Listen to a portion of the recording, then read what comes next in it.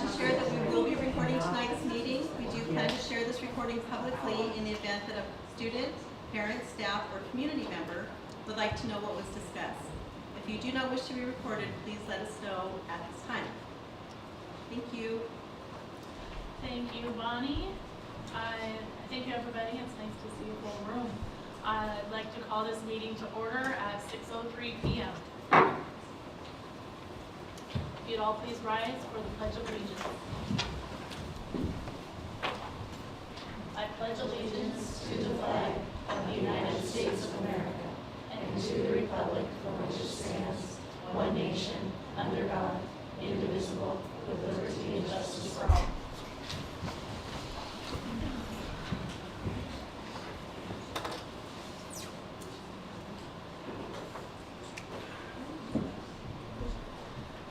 Thank you. Before we begin with board comments, I'd like to read a statement I prepared for this evening. As board president and representative of the local community, I'd like to thank our administrators, staff, legal team, and the board for responding swiftly and ensuring students, our staff, and our community remained our highest priority in the days leading up to tonight. Each board member is elected by the community in a process defined by law. We are personally and collectively held accountable to abide by those rules. For some of our community members, the steps necessary to comply with law and with policy, to hear from our community, and consult with others took too long. Respectfully, we thank you for your patience as we navigated through this. This situation is a first, frankly. The same values that cause us to respect police officers, the election process, and the executive branch of our government also compelled your board to face local challenges carefully, ensuring no additional harm, liability, or loss of community trust and confidence cause further damage to our districts and our students. Mr. Slaughter's decision to resign was his, in deference to his family, who needs his full attention. If you know him, that will come as no surprise. He also expressed strong desire to not detract from the important work of the district staff or from our kids. As a board, we remain fully committed to transparency, accountability, and will continue to partner with the local community to rebuild any trust and confidence that may have occurred, any loss of trust and confidence that may have occurred. Our desire is to build an inclusive school community focused on supporting students through our strategic goals. A new director will be selected to fill the District 1 vacancy. If you are interested, it is not for the faint of heart, but I'll tell you, our Orting kids are worth every moment. Details will be announced in the next couple of days. Our board prioritizes and invites conversation. All of our communication channels, email, phone, social media, even our in-person town hall on Thursday, were used by individuals to convey their feelings to us this week. Those channels remain open. And if you don't want to speak tonight, or if you have more to say and more you'd like us to know, the invitation stands to let us know what you think as we move forward together. Thank you. At this time, I'd like to continue with board comments. We have a lot happening in our district that I'm proud to celebrate. I just want to share that I've been seeing so many people walking around, going to the parents and kids going to the conferences, and I just have to share this one sunny little thing. Their OPS has coat racks in front of the building with all of these clothing hanging on it saying, please look and see if I belong to you.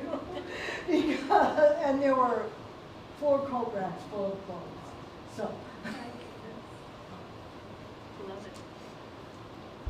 Well, it's Principal Month, and I just want to thank our principals, because I truly believe that we have amazing principals. I think it's a tough job, and I'm very happy with our our new hires, and I feel like we're going in the right direction. I think that it's so important for the building to have a good principal, and I'm thankful for ours.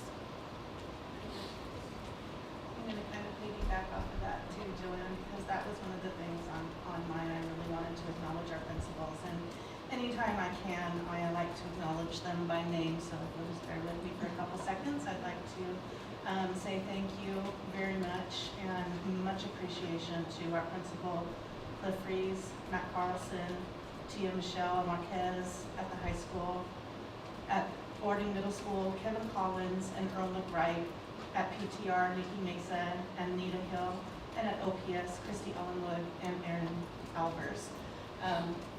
They do hard work every single day along side by side with everybody else, and our district is amazing because of the people that lead this business. So, also, it was custodian and grounds recognition earlier this month.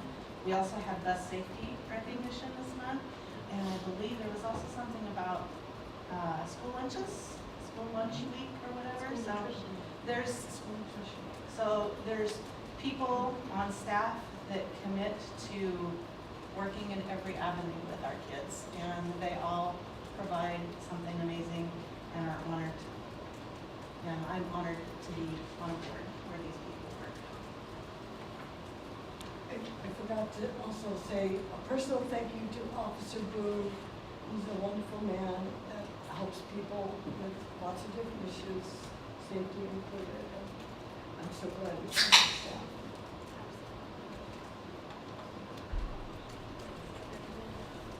Anything you good? Save it for the student board report. Perfect. I love it. I love it. All right. Thank you, board. At this time, we'll move on to community and staff comments. And I do have some people signed in to speak this evening. So we'll begin with Jerry Silvernail.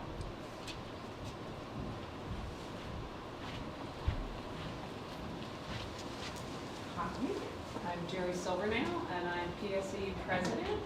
And what I would like to do is thank the board and the district and the negotiation team for ratifying and getting our contract done. So it was ratified a couple weeks ago, and I hear it's going before the board tonight. So I just want to thank everybody. It was awesome. Thank you. We appreciate working with you. All right, thank you. Thanks, Jerry. Amy had signed up, but it doesn't sound like she wishes to. Sorry, I just signed in on it. We just signed in. You're fine. That's okay. Thanks for being here today. Brittany Prentice.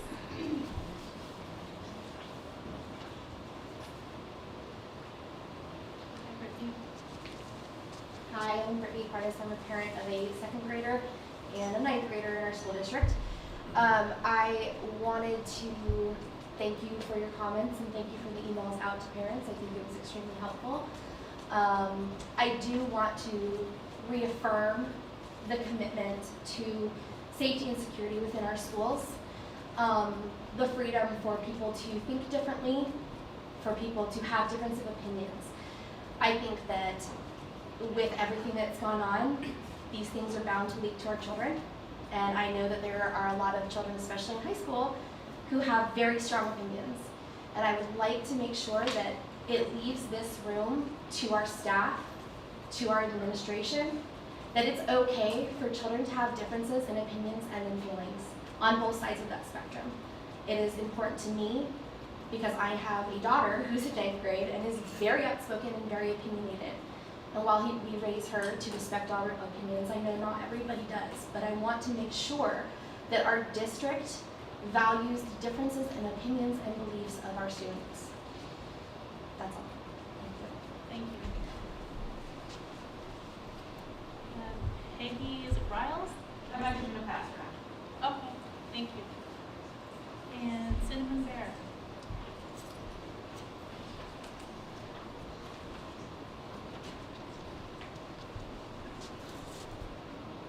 I just want to say thank you again for the work that you do, and I know it's not easy. I just want to say that I'm very, I guess, relieved that Slaughter is resigned.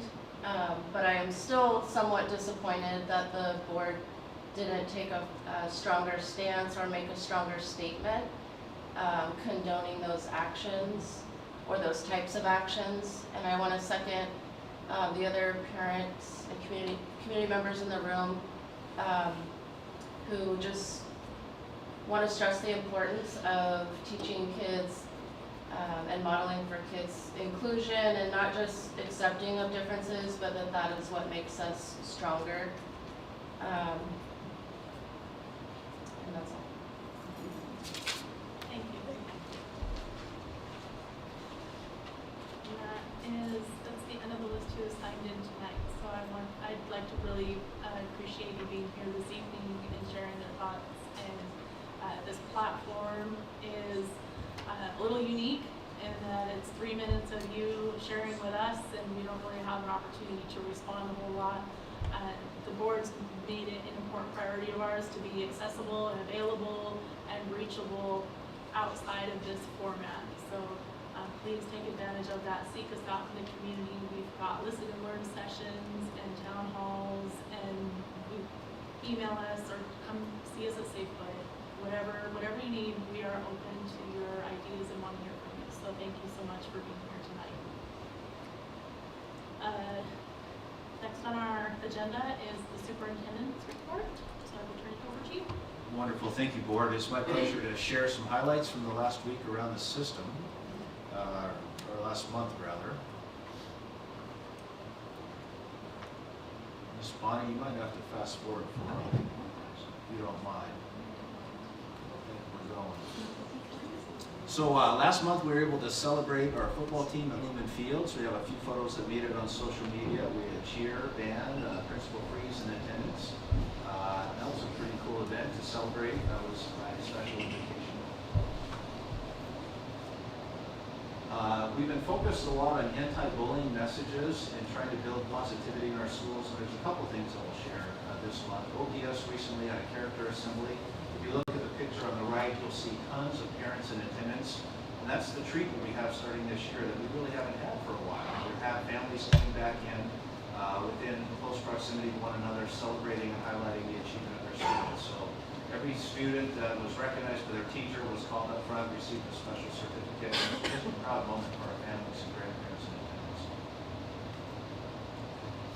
Principal Freeze, as you know, voice, when we had George Carlos come last year and sparked that idea around innovation, we really talked a lot about voice and choice, and that led to some of your strategic goals around agency.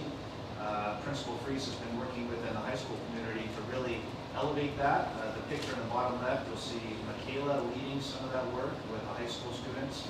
They were asking some key questions. I'll try to just kind of read a few of those. One of those was, what is it that helps to make your school community special? What can we add? And so they were brainstorming things to bring in. And the other question, how would students and staff describe the culture of the school? And I put some of those highlights in the sticky notes for you on the report, but words around community, welcoming, friendly, fun, safe, welcoming. And then some recognition that there's still some work to do. Some feel included, but not all. We need to make it a closer group. So that has sparked action steps, not only from administration, but leadership, to work on many of those items, and that's just one of several events that will happen throughout the year. We did host the South Puget Sound League, so we are one of several schools in the league throughout Pierce County. And we hosted 8 different schools coming to our school, that's the old gymnasium, a few weeks ago. And they were focused on promoting positive culture, sportsmanship, and unity within the athletic world. And they did a lot of work to brainstorm and share ideas and take back to their respective schools. Principal Appreciation Month you've covered. What is really cool is when we can not only elevate student voice, but community voice as well. And there have been tons of comments in support of our leaders, and that's just a special way to recognize the hard work that comes into building school culture and community. Staff appreciation has been an ongoing commitment to recognize people for their hard work, and these are just a couple of posts that we've had coming up on social media here recently. You mentioned the custodial maintenance workers, and that's been really well received. We have another highlight that we just wanted to share, and that's part of Brittany's work. She's mapped out a lot of those special events, weeks, months through the recognition lens. And so that'll just be an ongoing focus, trying to recognize people and doing the good work that they're doing in our system, and that just advances our culture. It makes us a place that people want to stay. Our facilities committee, our CFAC, met a couple of weeks ago, and we unveiled some new designs for Orting Elementary School, the replacement of Orting Primary. So they got to see their hard work over the summer.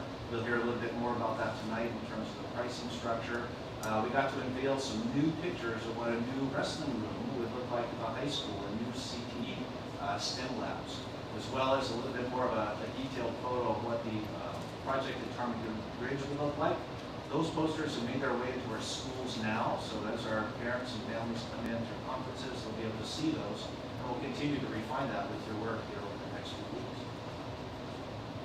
K-5 intervention, this is cool. You're going to hear from some amazing TOSAs and specialists today. This is the first time this has ever happened in the district, and a special shout out. They stayed till I believe 5 o'clock that night on Friday, regrouping every student K-5 and looking at the data and trying to identify what are their specific skill sets or needs, and they regroup those students throughout the entirety of the district so they can feed into the intervention block. And they're going to talk to you about what that has been looking like through the new curriculum and how things have been going. Career fair, this just happened, I believe it was last week. We had 33 vendors, and we had all of our school grades attend. We kind of haven't done that historically. We've sometimes focused on grades 11 and 12. So all 4 grades attended, and representation included the trades, community colleges, technical schools from as far away as Alaska, I believe it was, 4-year universities, military. There's a picture of a student kind of donning a bomb suit. That was a hit with the photos. We had local businesses and workforce training and attendance as well, and you're going to see Debbie and the HR team up there trying to do some recruiting and thinking about maybe coming back here and working for the district. Homecoming is always a hometown favorite. I was in the parade, so I didn't get good photos of the parade itself. I was in the lead with Officer Boone, and that was a riot. One of the traditions that we have is just coming back after the parade for class Olympics. Every day throughout the week there's class competitions, and that's just a fun way to just see the kids come together. On the bottom right photo, you can just see how many came from grades 9 through 12, and it was just an awesome evening way to just celebrate the school, community, and culture. Anti-bullying, we spoke a little bit about what that looked like. We are definitely appreciative of our PTA, PTDE partners. They were able to host the Taproot Theater come K-5 and do a special play around bullying. I put a picture in there just to show a little bit about what does our social emotional curriculum look like, focused on anti-bullying. That's a slide from what Ms. Freeze was covering with her first graders. And then just trying to get that awareness out in social media channels just to make sure that people know what's happening and when, and maybe we can engage in those conversations on the home front as well. We will continue to press around encouraging our voters to register for vote. So that'll be part of our ongoing messaging. This is the second push, and we're just going to keep that going out, trying to engage our local community with elevating their voice. Not only important for students, but for our taxpayers and voters as well. Recommendation on this last slide. Do you have the last slide, Bonnie? Okay, then I'm going to speak to it because I added one, and I think I threw it. I added it today.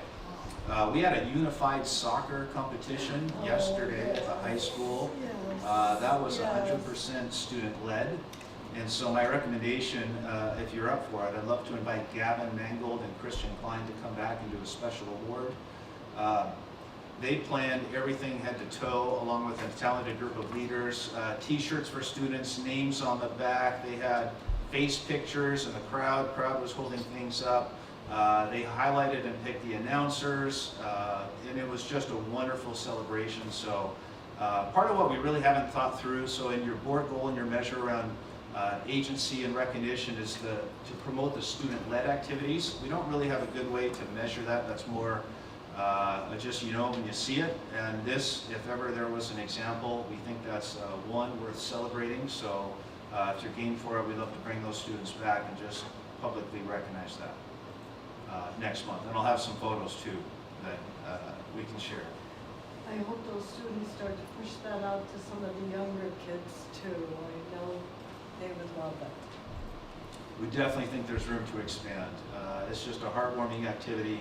The gym was rocking, high school students came to celebrate, and maybe Michaela will talk more about that later. Maybe I'm stealing your thunder, I don't know. You're good. We'll see. I have more to elaborate on. Wonderful. So that's the end of my report, and I'm looking forward to some of the updating reports here later in this meeting, so you can hear a little bit more about what things are looking like from the front line. Excellent, thank you. Well, speaking of student reports, I will turn it over to Michaela. Grace is out this meeting, so Michaela's gonna take the show. So I know you elaborated on a lot of like homecoming events, but I was just going to go over them more on a student's perspective. We had a new addition to our homecoming events, which is the scavenger hunt, which happened on Monday. And we kind of were a little iffy on it because we were like, we don't know how many people are going to show up. And we actually had a very significant amount of people show up and participate in that, so that was really cool. And I I think made a mistake, or not mistake, but I went to Safeway during the scavenger hunt, and there was all kinds of groups taking photos. And we had a doing group of like 17 kids, and I was like, that is insane. I mean, the amount of people that showed up this day that was crazy. I also want to say something about our homecoming football game. Not just like the game itself, but I really loved to see how many people were there, and two, how much our community was involved in that. I just remember like being in the stands and watching like all of us like chant and stomp and like defense galore type situation, and it was amazing to see. Like, I mean, that's one of the coolest things about living in such a small town is how much our community comes together for those types of things. Another thing about homecoming is the amount of people that showed up for our dance. We sold out of tickets. We purchased like 250 tickets, and we sold out in the first like 2 days of selling them. So that means over 200 people were there. Our pack was packed. It was very sweaty and really warm and kind of uncomfortable, but it was amazing. And then we had, I think last week, we had a middle school training where, so as we talked about where all the schools came together, all the high schools came together, and we talked and discussed about that. Pretty much we were selected, our school leadership program was selected to go teach some of our leadership skills to middle school students. Oh, great. Yeah, our school individually, and it was all student-led. I personally was not there because I had a test that day, but I was invited and I really wish I was there. But my brother did go, and he's a middle schooler, and he came back with a whole bunch of feedback about how much he learned from that, especially as a leader, and I think that's so great that our leadership program is that amazing, that we get called from other schools to come and teach their kids how to, be good leaders, and I think that's really important. I'm going to talk about student projects, which one of the student projects was the unified soccer game. And I would like to reassure you all that there will be more unified events. They are, I think, are planning a unified basketball game coming up more in the winter time, and hopefully some more unified sports from here on out. But I think one of the coolest things about our student projects is they're all surrounded entirely by making people feel like they're included. And I think that's so cool because we not only include like kids in our school, but we have one of these projects is including our community and our small businesses, which is coming up, which I think is really cool. I think it's like a bazaar, like a winter bazaar type thing. Yeah, and they're gonna host it like during our but kind of separate to our wrestling match, so that we get more people to come and we get our support for our small businesses, which I think is really cool. So we're inviting them out to and we're also gonna have sports booths so that they can sell their gear and just promote our sports. I think that's really cool as well. So yeah. Did you give the ladies? We Okay. did. We forwarded that to Principal Freeze and team for consideration. Is there a date for that yet? I think it is the December 3rd, the Saturday. Yes. I have one suggestion for the next unified thing. Perhaps, because it's during the school day, right? Yes. Perhaps some of the special ed kids in some of the other buildings could be invited to go see it. I think that's amazing, and I know I know someone who in my family would love to do that. I'm sure that'd be amazing. I'd love to incorporate like other schools or in our district to come and watch that, or just even be a part of it would be really cool too. I know the people that run it personally, and so I think I can totally bring that up. Great, So, yeah. thank you. That's all I have. Thank you. Our students have been very busy. We have. October is probably one of our busiest months for planning, especially with homecoming, and then all of the kids in leadership classes start to come up with their projects. So a lot of them that only take a semester have to fit all their projects in that one semester. So a lot of things will be started out. Oh, so I love it. Well, thank you for keeping us Yeah, of apprised, course. and as always, let us know where we can help. Yes. All right. At this time, I'd like to invite Liz and Matt up to talk about facilities.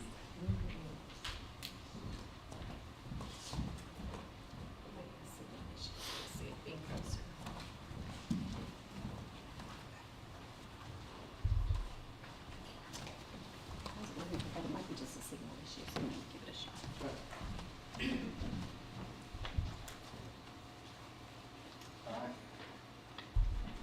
How about if you played it actually? No? Do you have any ideas? No? I think it just needs a new battery. Batteries? Seems to me because the green light was going out. Oh, yeah? Yeah, I think that might be the trick. I can hear, You can- I can do it. Okay, yeah, go ahead. I think you know what we're going to be talking about tonight. We want to focus mostly on budget, but before we get there, I want to run through a few things ahead of that. Still not working. That was not the trick then. All right, well, I thought I was so smart, but evidently not. It's okay, go ahead and just advance it, yeah, it's fine. And so, we'll go ahead and do that, we'll spend more time on the budget, and then we'll talk a little bit about, kind of next steps between now and the work session coming up in a couple weeks. Thought maybe we'd go through just the high school a little bit, some of you saw this at the CPAC meeting, so this is the same drawing that was shown there. It's not a ton of changes from before, but there's additional clarification here and of how things are going to work during construction. So the orange here is the new building construction that's proposed for the bond. The red around that is the contractor's area that they're going to be using during construction. And then you can see the orange portables in the parking lot off on the left-hand side. So those are the 6 portables that are currently out sort of along the front here and near the gymnasium. And then we'll need to move those out of the way, and then those can be used after, during construction and afterwards. The blue zone is the play area. So I think last time when we met, we had actually Curtis had a great idea of utilizing that parking lot and converting that and fencing that in and converting that into a temporary playground. So that's kind of part of the plan. And that's this area right here. So the thought is this could be an extension of the playground since some of the playground's being lost here. So what we've done is that can still be adjusted exactly where that goes, but we have put an allowance in the budget for some temporary playground, and that's probably the most important thing right now is making sure that we budget for that. But we know during construction it's going to be more congested out there. No question on that? I'm going to keep rolling. Just, are Yes. you gonna leave the asphalt and everything there? We haven't defined exactly, so it may be a mixture of asphalt, maybe some, wood chips, maybe moving some of the play equipment over there, because that's part of, we're gonna lose one of the play equipment areas, so we'll probably move it over, that's the type of thing we would do. Maybe some, like rubber tiles or something, over parts of it. Okay, and then this is the budget that we had shown to the CPAC, and this is very similar to what you had seen before. We're going to be talking more about some tweaks and adjustments that we think we need to make to this. So for now, probably bottom line, I think, as you can see, this is around $50 million. and we'll kind of come back to that in just a minute. We're happy to run through any detail on here. Maybe I'll highlight a couple things that I think we talked about before. We've added some budgeting here for replacing some of the boilers and the electrical room that we talked about before. We have some allowance in here for doing culinary arts in the curved existing high school building. Those are probably the primary changes from when we looked at it before. Elementary school, I don't think there's really any changes from before, except that we did create a detailed estimate. And with that estimate, you'll see the next slide here. The estimate came back at around $90 million, which is higher than what we had initially hoped for. And we had kind of set a range last time. We'll show you that, and we have some ideas on kind of the ways to approach that. We want to chat a bit about that. Let's keep going here. PTR. So we had just looked at this really briefly last time, but the area in orange on top is the new gymnasium. Green is expansion of the kitchen area, and the blue and yellow is classroom space. So this here is showing 8 additional classrooms plus a resource room and some restrooms as part of that addition, which would be on the grass, currently the kind of big lawn area over there now.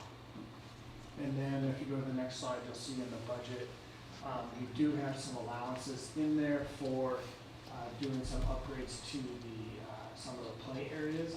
We haven't defined exactly what those are, but we know we need to improve the drainage in many of those areas, so those types of improvements. And then there's also some allowances here for some upgrades on the existing building in the interior to replace finished carpet and finishes and some of the things that need to be done just due to its age. And to kind of keep it up to a similar standard as the new school. Are there adjustments for the playground at PTR, given that the additional classrooms are going to be on the part of the program now? And that's part of the reason why we want to improve the drainage in some of the grass areas now, so that they're usable. So you're going to do that prior, so that it is available? Yes, that would have to be part of the phasing of the project. Okay, We have to figure that out. It is a little tricky. I can't guarantee we can get it done prior to everything, just depending on if it's in the middle of winter, you can't do that work in the winter, stuff like that. We'll have to figure out, but you're shooting. But we're gonna do it, yeah, we will do whatever we can before the building, but I can't promise that because of the way construction sequencing works. But during the project, I can say, yes, we're gonna do it. Okay. So this is the same slide we've looked at before. And so if you remember, we've kind of been targeting about $150 million bond for phase 1 and looking at phase 2 of about $200 million. These projects we haven't changed from what you saw before, so no difference here. We just wanted to put that in as a reminder. And I think next slide, Liz, do you want to come on up? This is also a reminder from last time. I think we just wanted to add this in because this, again, looking back, now that we have a cost estimate, there's a process that we go through. So looking back, this is what we were targeting, 149 to 166. And looking forward, we chose 150 million as our baseline. So part of the process about cost estimating is not, it's not a linear process. This has been our first one, right? So it's kind of a good indicator. It takes into consideration the current, climate for construction, and it's a process for sure that we go through the next 3 weeks as we develop strategies to adjust and clarify some of the assumptions that were made in the cost estimate. One thing that's very evident is the cost estimates are thorough. So if you look page after page, they definitely line item everything, and there's some components that are percentage as well. So just kind of give you a brief overview of how that's presented to the group, and then clarifications are made once we receive that.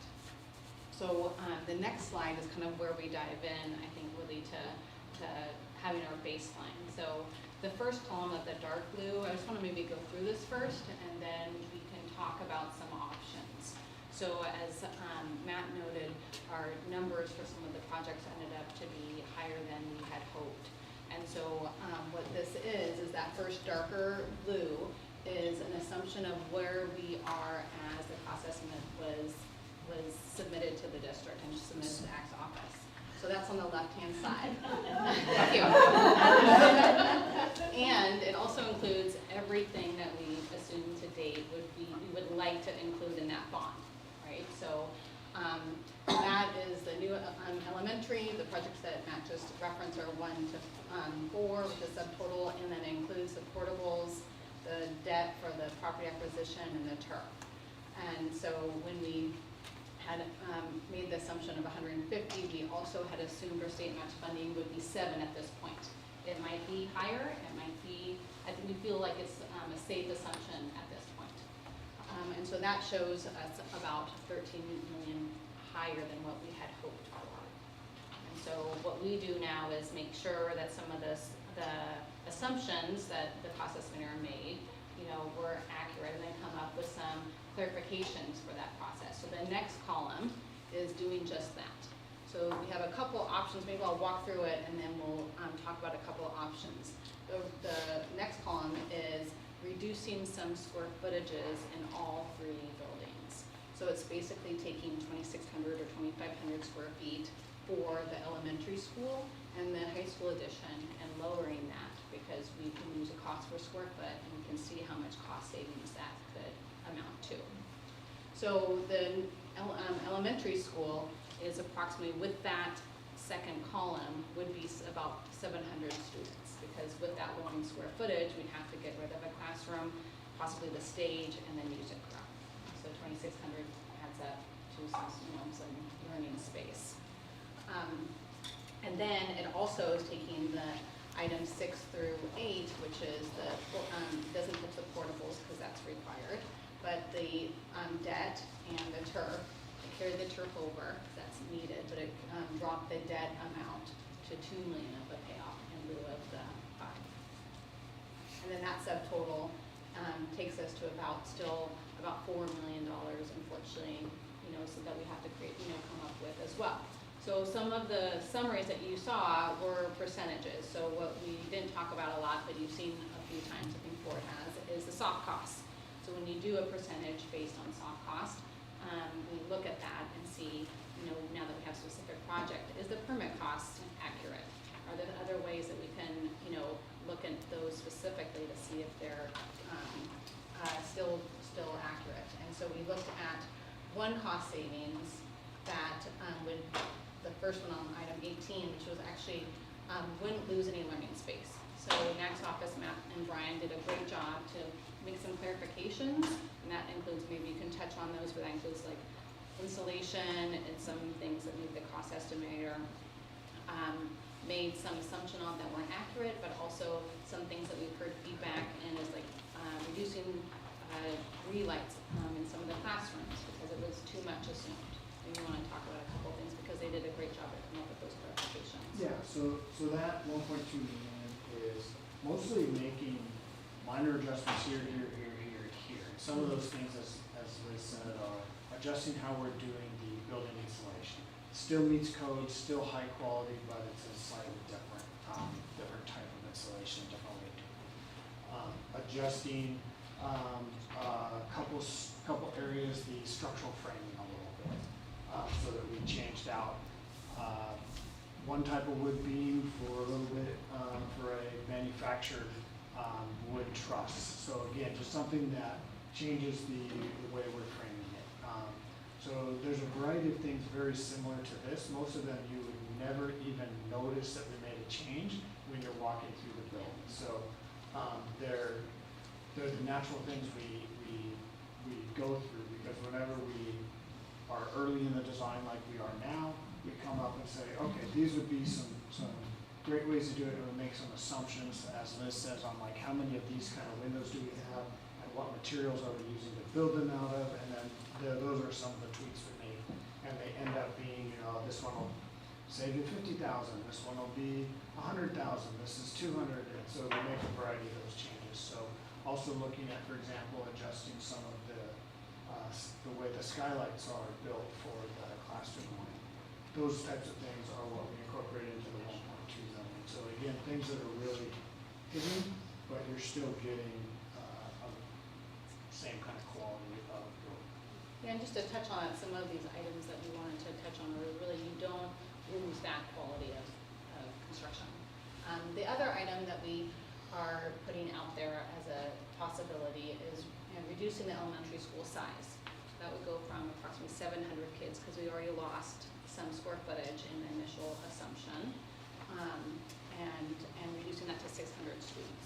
And doing it in a way that would be flexible enough that you could always add it in later at a later time, or at bid time, you would actually design it fully, and it would be called a deductive alternate. So Matt's office would design it fully. It would be a stacking component, 2 classrooms on the main floor, 2 upstairs, and that you at bid time would be able to ask the contractor what would it cost to save, and that we would save if we don't build that. So that's a strategy that we use quite a bit when we're trying to evaluate, projecting ahead a year and a half, 2 years, not knowing what the economy would do in that 2-year duration. So that would save about 1.7. Liz, does that go hand in hand with the square footage reduction? Or are those? It does. So they're 2 different sets. They are independent. Two different square foot reductions. So this one I think is more, it's not, that's why I want to mention the additive or reductive alternate, because it would not change, how we would approach it for the design period, but then it would be a decision that the board would make at the time. So, and the process of those add alternates or deductive alternates are very common in the bidding, contractors are used to them, and normally we would have 5 of them, say for a project like this, 5 to 8. Sometimes we might have more than 5 or 6, just because it's a lot of work for the contractor. And that's a way that we kind of manage control of the budget at that time. So it gives the board some options. If you remember way back when we started and the CPAC had looked at doing about a 600 student school, and we had said, if you can swing it, we think it would be ideal to do 700 students because of the kind of growth where you're building the school and then you have some extra capacity, but then the growth keeps happening, and then you're starting to get strained on capacity, and so we could build a 3rd elementary.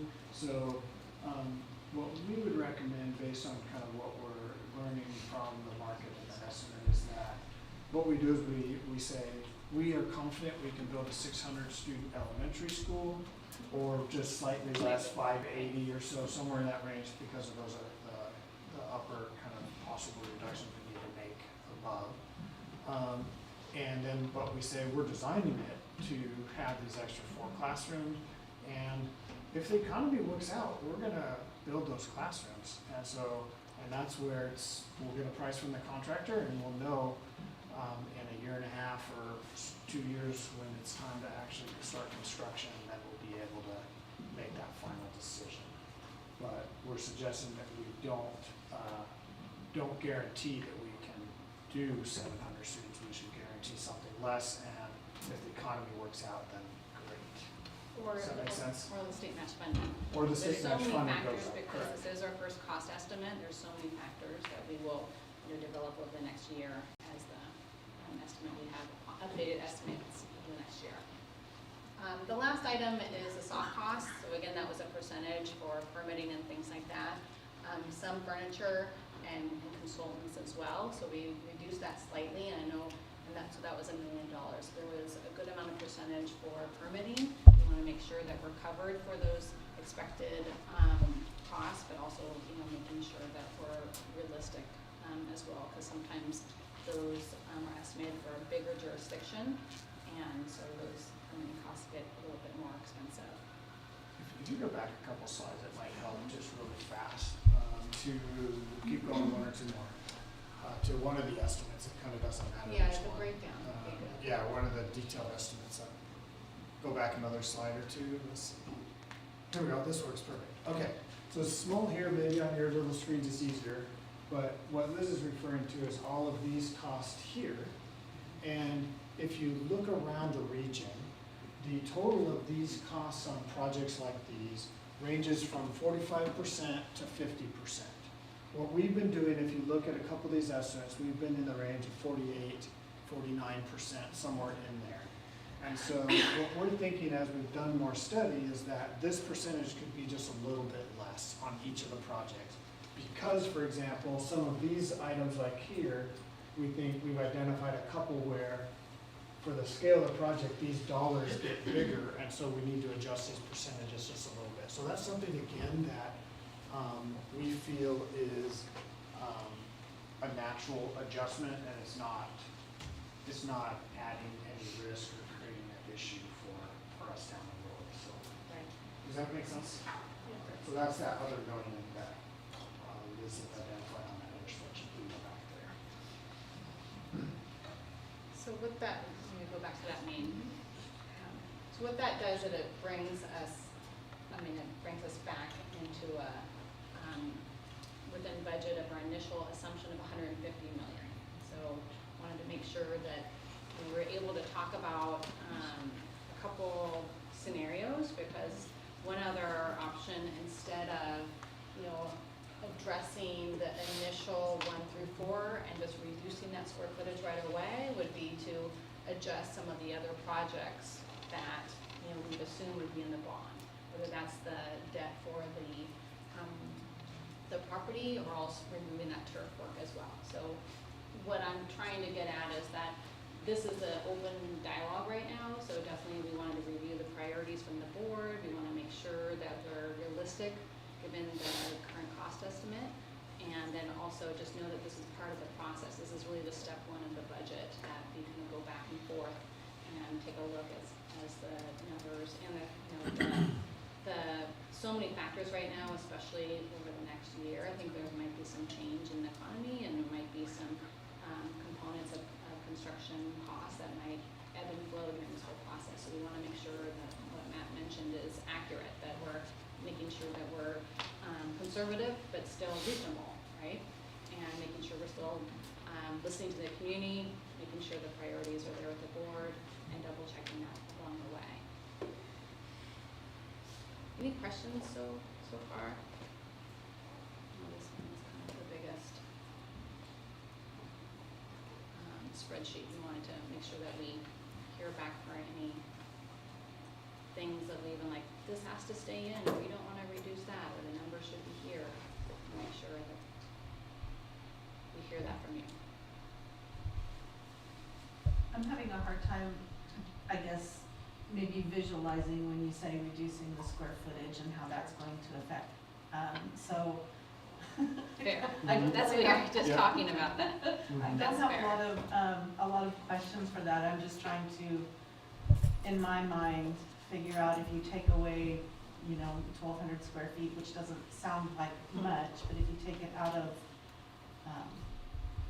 PTR or the high school edition. So yeah, in this way, this was something that I suggested as one way, because it's to be able to get us in budget. Square footage is the only really way to do that. So to give you a sense of what that looks like, because we need, I definitely, it was a scenario that I used that Matt's office will take a look at some of the components of way to do that in the best way possible. We don't have exact, plan that shows that, but at least for the elementary school, it might be to remove a classroom and move the stage music space. That might be one scenario. For the high school, we talked about maybe removing 1,000 square feet, adjusting kind of gym storage, and that would probably be the scenario, not touching any of the, priority components of the gym space. I get it. It's hard to visualize. It's hard to visualize, I totally and it's hard to, understand. once it's done, if you didn't have it, you're not gonna miss it. Right. But I don't wanna shortchange a stage at the elementary school for music either. Yeah. Maybe I should clarify that, is that currently the design has a stage and a separate music room. A really common setup at elementaries is that those two spaces are combined. So that's one option, is those two spaces get combined. So you still have a space for music because you need that as part of your elementary program, but then those two spaces get combined. But making that combination doesn't get you to 2,500 or so square foot reduction. So there's other things we would need to reduce on top of that, which would be classroom space, and then looking elsewhere where we can make some trims here and there to get us up to that. I'm with Melissa. I think first of all, I appreciate the numbers. I feel like I followed along well. When you start cutting square footage, like there's some things when we talked about our priorities and like we wanted CTE space and we want classroom space for our kids. And so when you talk about reducing footage, does that mean I have to give up classrooms? And that makes me nervous because those were some of the things that would be very important for our schools. And then you've shown us some beautiful design ideas that I think we've all fallen in love with. And that includes some open space for our kids to learn and to express themselves. And so if you start whittling that away, I don't want to do that to our kids. So so I appreciate the explanation. I guess I'm having a hard time visualizing what that means for our plans. Well, one scenario could be that, you know, we have a work session scheduled here in a couple weeks, and that maybe that's part of our homework to bring to you in the next couple of weeks to say, okay, let's take these, let's dive in and come with some specific proposals that we could say, here's different ways of addressing this. And I know that some of these numbers sound like we're far off. The reality is we're not that far off in the construction world, so we're gonna get there and we're gonna make it okay, but maybe I think that would be good homework for us to do for. And I do think that really the priority would be to have item 20, the add alternate or deductive alternate. That's the first component. So it really should have been maybe flopped, that those kind of areas that we can keep, making sure that we don't impact learning space, we're following through with promises, and then we're managing the budget by having these deductive or add alternates is really the way that would be a priority. But at this point, to make sure that we are realistic, I want to make sure that we know that we have to do something as far as reducing. So I want to make sure that I'm being clear for that too, so I'm not acting in your best interest if we're not doing that and being, over budget. I like that black number 186. Yeah, I like it in black. So, Yes. and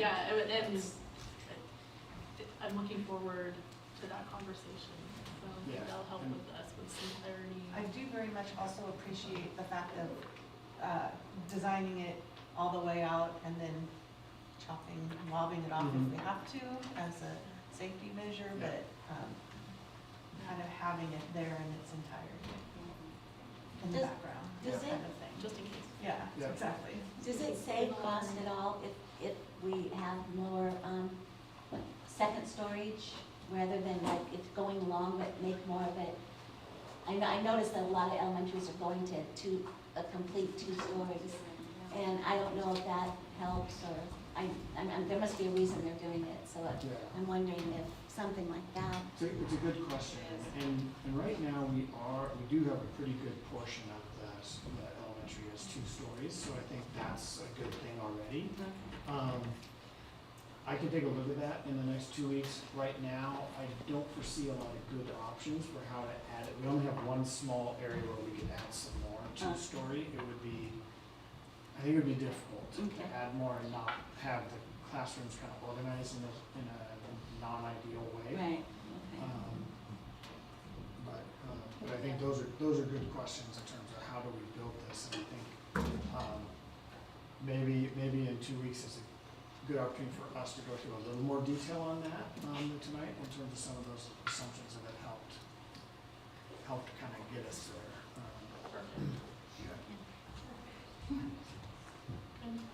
Any more questions? I was just going to suggest that we remind, because we have a bigger audience than usual, remind them when our next CFAC meeting is. Yes, I don't have it off the top I of think my it's head. CFAC I meeting don't is know if we November added 29th. CPAC, it was just Oh, no, we don't have CFAC. I just added the board. But I just, But it's ended. Great idea, we want. November 29th. okay. All right. Yes, you guys know all this, but this is sort of the next, so we talked a good bit about the work session and then kind of what we make a final decision for you guys.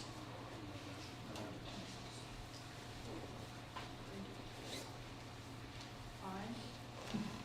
I appreciate that. Thank you very much, Liz. Thank you very much. Thanks for bearing with us. That sheet's tough. Thanks. You're good.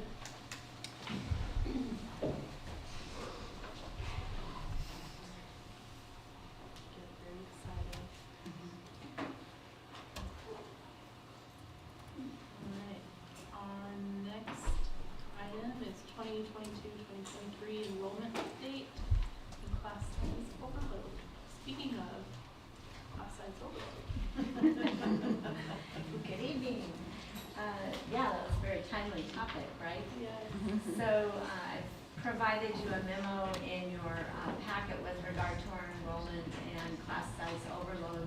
Just wanted to give a little bit of context for that. We know that over the last 10 years, our enrollment has increased, well, been up even higher, but then post-COVID, it started to increase again, but it's up about 350 students from where it was a decade ago. But as we continue to increase, we are trying to do some creative things because we will have some growing pains as we have more students coming in and need overtime to add to our staffing. Because it doesn't always equate to a teacher just because you have a few more students. So with regard to class size, we do have numbers in our collective bargaining agreement that we try not to exceed because that makes the class too big. But separate from what we call the CBA are the numbers that we try to attain. Like, for example, at the elementary level, we try to do a K-3 ratio that's 17 students per class rather than the CBA saying 24. And when we do that, it can add by the apportionment formula to some additional dollars for the district to allow us to bring in additional staff. So one of the things that we wanted to share with you tonight on enrollment, staffing, overload, is that we were well within, I think, the first week of school and finding that because our numbers were high enough in the K-3 class sizes, literally students in the classroom, if we brought in 2 more teachers in that K-3 area, that we could actually have the formula be such that it would offset the cost of the salary for the teachers. So we thought that it would be a little bit challenging to step up and try to have someone in place because you only get the money if they are in place by or on or before October 1st. And through our principals with their interviews and process and all of that, we were able to get both teachers in place within that 3-week period. And so we added an additional section of first grade at OPS, and we added a K-3 support teacher, intervention teacher over at PTR. So we added some there. So I wanted to make sure that you knew that. You also probably saw in this memo that we've worked on some overload, and it may have been surprising for you to see that on page 3 that we have 18 teachers at the high school, totaling 158 students that are where the teachers are impacted by that overload. And I wanted to assure you that when I spoke with Principal Freeze, that they have done everything they can to move kids around to where they need to be. They have worked very hard to get them in their core classes that they need, and a lot of these overloads are in the elective areas.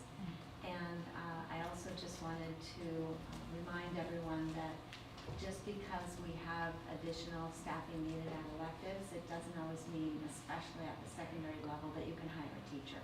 Because it's difficult to get a teacher who has certification, which is a specialty area, in a variety of subjects that would be able to go through all of those preps throughout the day. So we do cover that with overload. And most often, but not always, our teachers do ask for compensation, which is one of the 7 remedies. So if you have any questions, I'd be happy to answer them. No question from me, but that's a win-win with the elementary. That's fantastic. Very good for kids. Good for the district. And it's not the first time we've had first grade on that stage. Interesting. That was the overload one other time. Okay. Well, that teacher is very excited to be there. I've met her, yes, she was. Yes. Remember I told you that we keep hiring our substitutes? She barely got her hiring forms done and was already, hey, and by the way. So, okay. Thank you. Thank you very much.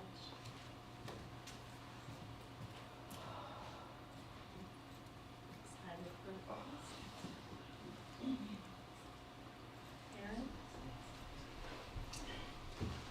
Good evening. I always start up with the story of my kids, and we do that same thing tonight. So I have 2 daughters, and they both are in college right now. And I'll tell you that I stay up nights worrying about them, and I don't necessarily worry about their academic ability to make it through their classes. I really worry about all the other stuff that we can't control. And when they go out on Friday night, I worry about the decisions that they make around that. I have great kids, but I can't help but worry.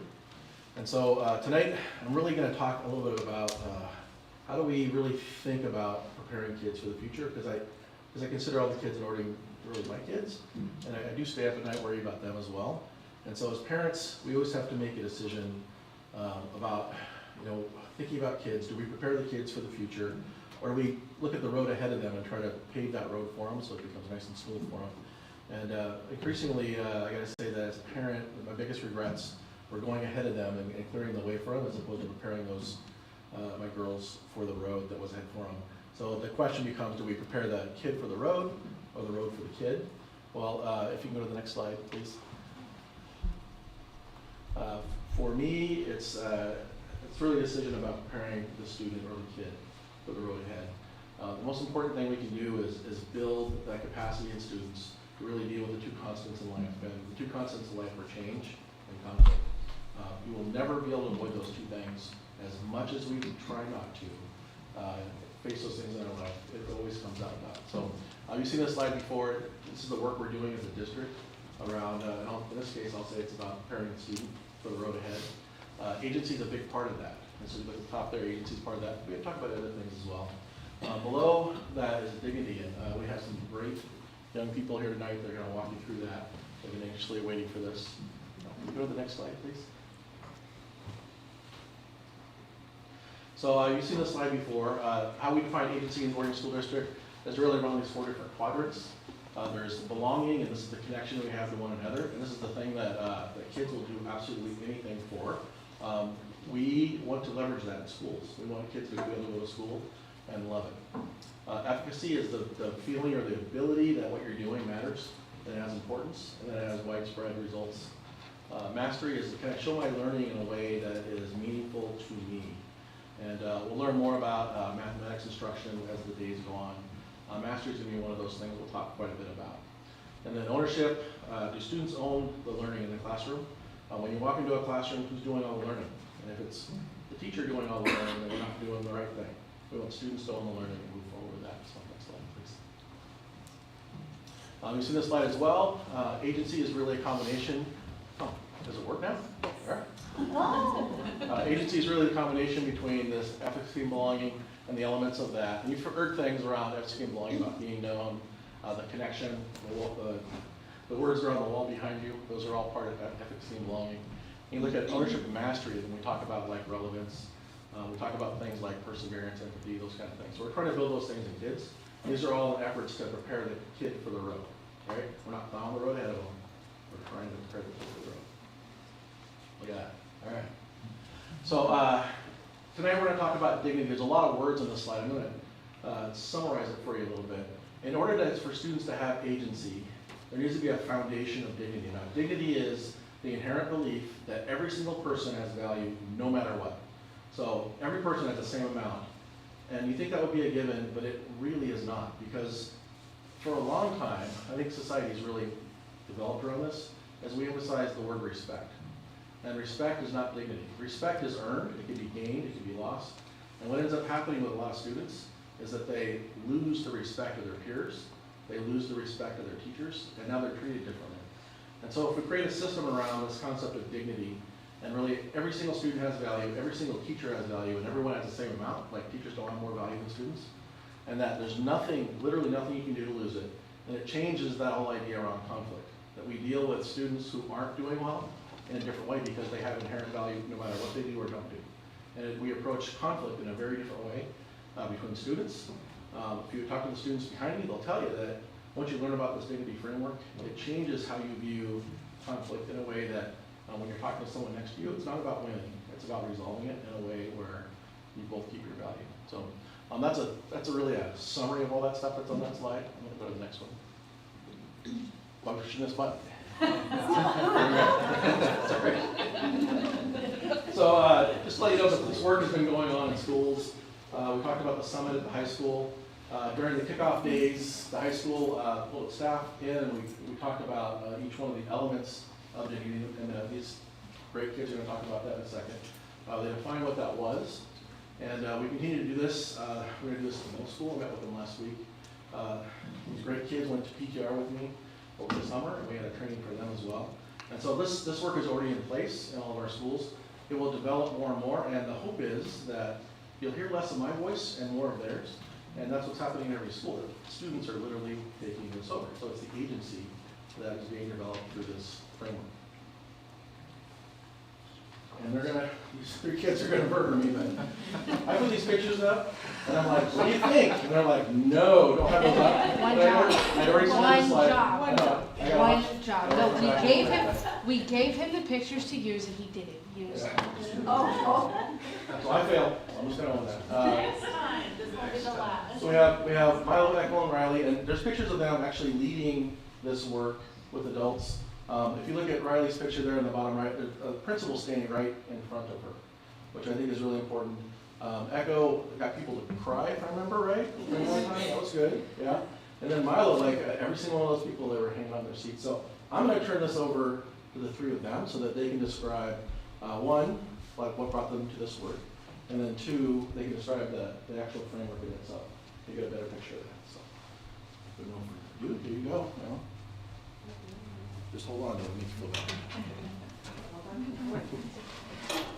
Hi, my name is Milo Tony. I'm a junior at Orting High School, and the entire reason that I even got involved in the dignity cohort, I was one of the very first ones. And the entire reason I got involved is actually because I had an issue with the sub, and the principals were too busy to handle it, or even take my report into consideration, so they had to bring in Mr. Rab, and then when I informed Mr. Portillo, my Spanish teacher, about that fact, he called Aaron and was like, hey, my student's getting screwed over, can you come and help her out? And that was when I went to Mr. Lee for the first time, and we spent over an hour talking about how I had been treated at Orting School District. And a lot of it was very, very negative, and we spent over an hour just discussing that and how we could improve it, and that was the very first time I've ever felt heard in the school district. And I was kind of just hooked on whatever he had to say from that moment on. Like, it didn't matter if he said something very, very bad. I was like, you're right. You're nice. I agree with you. That's what that is. And I really enjoy the community cohort and what it is doing to our school because of the fact that it's creating this influence and this alternate way of thinking that allows a lot of kids to realize that not everything is as negative as it seems. Not everything is as bad as you think it's going to turn out to be. And I am one of those people who often views things with a more negative standpoint than a positive one, just because I wasn't raised in a very positive environment. But with Mr. Lee's help, I'm sure he can vouch for me on this. I was a very, very angry person when it started. Like, I was mad at the world for making me go through what I went through. I was mad at the world for making me suffer when I didn't deserve to. And I realized that I didn't suffer, but I did gain something from that. I gained a lot of, I want to fix this. I gained motivation through my anger, and he harnessed that motivation into the dignity cohort, and I have gone to so many places and done so many things to better further our school district, and I am very grateful that you are allowing me to be here today. I guess it's my turn. I'm Echo. I'm a junior at Orting High School. Dignity work, I got in trouble. I had met Mr. Lee on a day where I had got called into the office and handed a letter that was written by a substitute teacher because I had brought confetti to school on June 1st. And I was throwing it at people and doing little fun stuff. No harm meant, but there was a teacher who had kind of blown it out of proportion, and I remember being called to the office, and the slip said, Mr. Lee. And I was like, wait a second, who's that? And I sat down with Mr. Lee, and he asked me to explain the situation, and he looked at me and was like, that's it? And I was like, oh, you get it? And he was like, I like how you think. And my efforts to kind of better Orting High School started way before I even met Mr. Lee, because I had lost my dad at the beginning of my sophomore year. And with that had come a bit of a bump in the road with the school district in general, because I was no longer being provided transportation because I took 3 days off for my dad's wake, funeral, and then just a simple mental health day, because none of that is easy. And there was a miscommunication, and I had kind of felt like I was on my own at that point. And I remember looking at my mom and kind of telling her, it was like, this isn't fair, but I didn't let it stop me. And so I told myself that I was going to prove to everybody that I could do it with or without everybody's help. And so I started becoming an advocate for the people who couldn't stand up for themselves, and things that kind of went unseen and unheard. And I took the fall for that, whether it meant getting in trouble because I yelled at somebody, or Mr. Lee telling me that I'm an amazing person and that I'm doing all of this. And I remember looking at him and was like, what are you talking about? All of these people are like, they're looking at me like I'm crazy because I'm yelling. But Mr. Lee heard what I was yelling about rather than how loud I was being, and that kind of showed me that somebody had understood what I was saying, and I was given the opportunity to better the school district. And I'm honored that I'm standing here in front of you guys with the opportunity to impact what happens going forward here. I appreciate that. Thank you guys. I'm Riley. I'm a junior at Orting High School, and I started the dignity work kind of thing, I was texted, and I was like, hey, they were like, hey, there's this thing, we kind of need more people to be there, here's the dates. And one of the meetings was the next day. And so I was like, oh, okay, sure. And then I got there, and it was explained to me what it was about, and immediately it was like, oh, I'm on board 100%. Because it was dignity is something that has been important to my life. It's relevant, completely relevant. There's been times where, I'll go into that a little bit later, about how just the simplicity of dignity can mean so much and do so much for a student. And I did the dignity work with Mr. Lee, and I got to know Mr. Lee more, and he's just been one of these adults in my life that at school that I can actually really trust. And I talk to him, and we all talk to him all the time. I love meeting with him, and I love doing this, and that's something that's really important to me. My freshman year, in the middle of it, my mom died. She passed away, and my entire world got flipped upside down. I was in a completely new living situation. I wasn't living with my dad. I didn't really have a relationship with my dad at that time. I moved counties in the middle of COVID.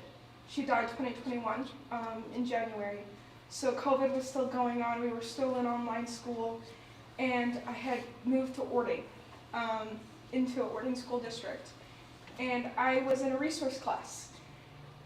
That teacher, I'm gonna say her name, Miss Wagner, she made such a huge difference in my life because of the dignity she showed me. Not only the dignity, but the respect she showed me too. She believed in me right off of the bat, regardless of all of the hardships that I was facing at that time. I mean, there was even a time where I had to attend court in the middle of the school day on my phone, and Mr. Carlson let me use his office for that.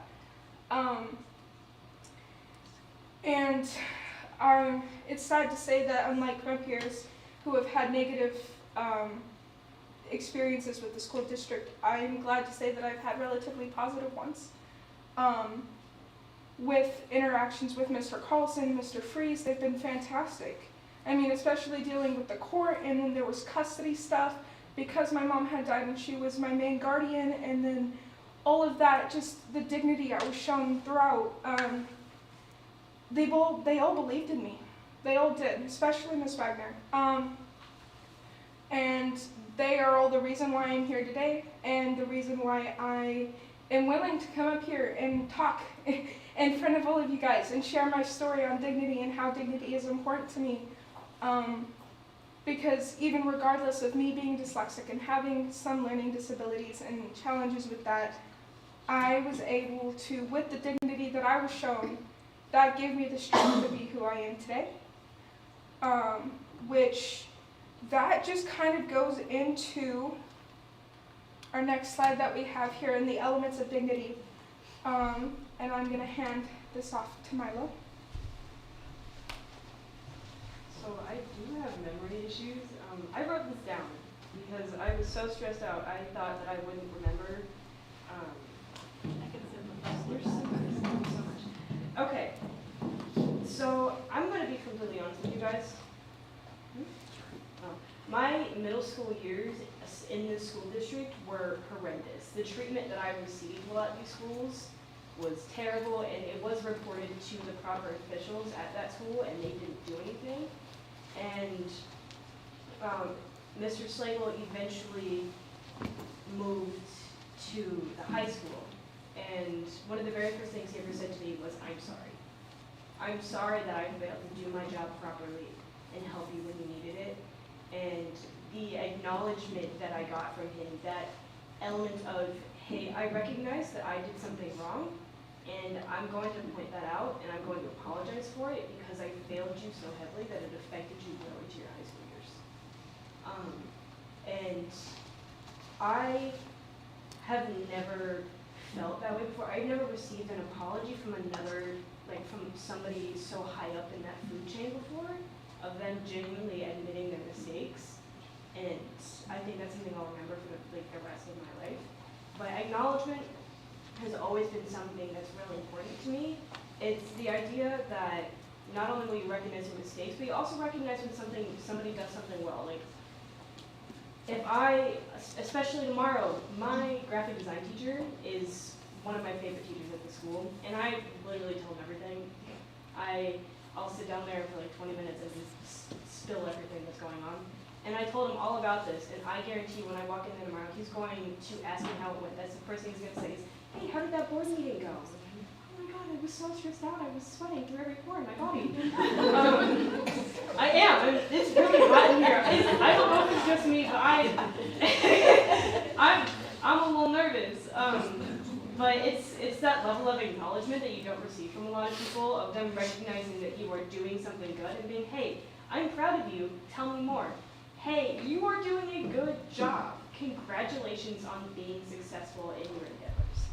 And you know, that's something that I think everybody deserves to have, because everybody deserves a level of recognition for what they're doing, especially you guys. You are all doing incredible work. You are taking the time to sit here and listen to students and listen to parents and teachers and everybody and hear what they have to say.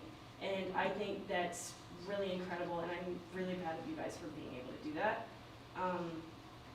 And then accountability is also something that's really important, solely because it's one of those things that people tend to forget to do, right? People always think about themselves when they think of dignity. They think, I have dignity and I deserve to keep it. I have dignity and yada, yada, yada, yada, right? But you also have to hold yourself accountable for other people's dignity. Recognize that your language will affect theirs. What you choose to say, your actions, your everything also affects other people, and holding yourself accountable for that is one of those things where people tend to forget to do that because they are so worried about themselves. And I'm sure that's the majority of the human population's fatal flaw, is that they are so worried about protecting themselves and their own agency, they forget to protect other people. We are a society where a group of people who have all shared similar experiences, and we have to remember that everybody is human and everybody gets hurt by the same words. And accountability is also, it's one of those things where you have to, it's the same as acknowledgement and the idea of, I'm sorry, I made a mistake, I'm holding myself accountable for that, because accountability and acknowledgement tend to go hand in hand with that. And it's one of those things where I can't think of any more words. I'm out. I'm switching to the next one. Benefit of the doubt. Benefit of the doubt. especially in high school. I'm sure you guys experience this a lot in the workplace too. I wouldn't know. I'm 17 years old. The best job I've had was a 4-hour shift at a small business where I didn't talk to anybody. I worked 16 hours a week and talked to no one except for the people who walked into the store. I wouldn't know what it's like in a workplace. But benefit of the doubt is something that I specifically connect to, like rumors and first impressions and stuff like that, especially regarding like principals. Principal Freeze actually told a pretty interesting story about this in a meeting that I had with him, I think, a few months ago, where he heard about this student who had done something really, really bad. Of course, I don't know what it is because he can't tell me, but the student had done something really bad, and Freeze was automatically angry with him. Automatically like, I don't like this kid. This kid said something so bad, I have lost all immediate respect for him. But when he met this kid, he realized that this student is just someone who's hurting. This student just needs someone to listen and hold him up rather than put him down. And I think that was something that a lot of people need to start practicing, is because rumors and things that you hear about people are not, it doesn't link directly to that person. I am positive that most of the students at the school, when they hear about me, it's not exactly negative. It's, oh, she's really loud.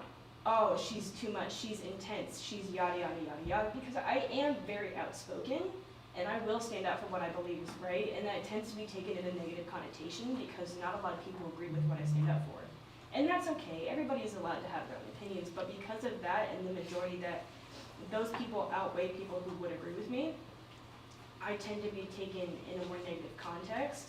But when I joined drama club, when I joined photo and video club, that didn't matter. People gave me the benefit of the doubt, and I now have a very large, very supportive group of friends that I wouldn't trade for the world. And so that is always something that needs to be remembered, is benefit of the doubt is an incredibly important thing to be practicing, especially from where your positions are. You guys are quite literally the highest in this school's food chain. And so offering benefit of the doubt to every single student, regardless of the reports that you've heard or the fact that Riley literally had to go to court, it's one of those things where you offer that regardless, and those students will recognize that you are giving them that chance, that second chance to show that they are indeed a good person, that they are indeed outside of what you have heard. And I think that's really, really important to remember. Thank you.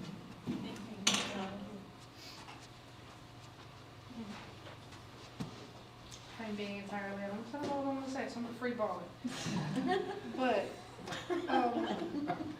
one of the really important parts of the elements of dignity in school is understanding, because we all have different point of views, like there's different social groups and there's all sorts of different diversity around, and sometimes it's hard to kind of put yourself in another person's shoes and think about it the way that they think about it. And I myself kind of struggle with that sometimes, because it's like, well, no, you did that, why you do that? Don't do that.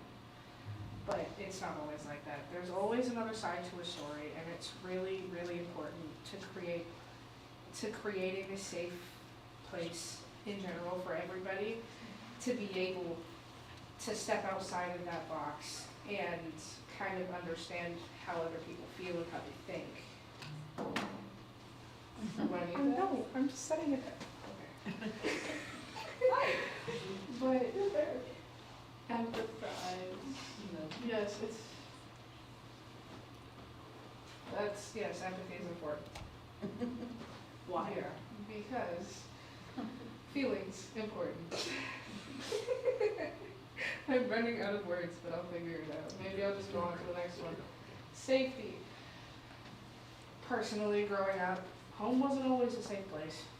And so you depend on school to be a safe place. And when you're coming to school and people are judging you for things you can't change, like being a person of color or who you like, or just anything that you can really think of that a person doesn't have control over, it's important to make sure that things like that are kind of understood and respected.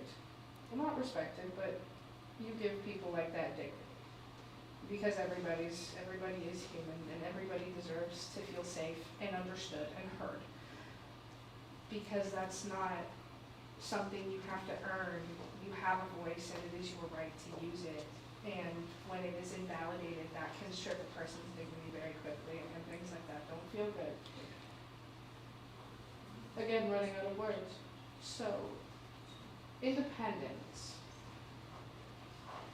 Independence.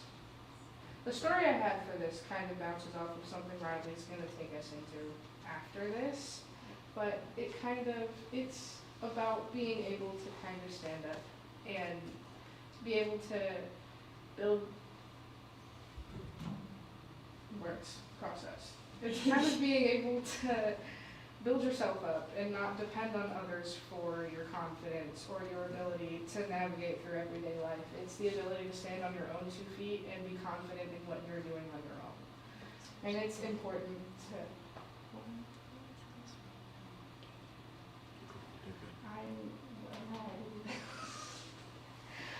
No, but it's important that everybody gets a chance to kind of stand on their own 2 feet and see what they're capable of on their own, because growing up, our parents kind of hold our hand for a really long time.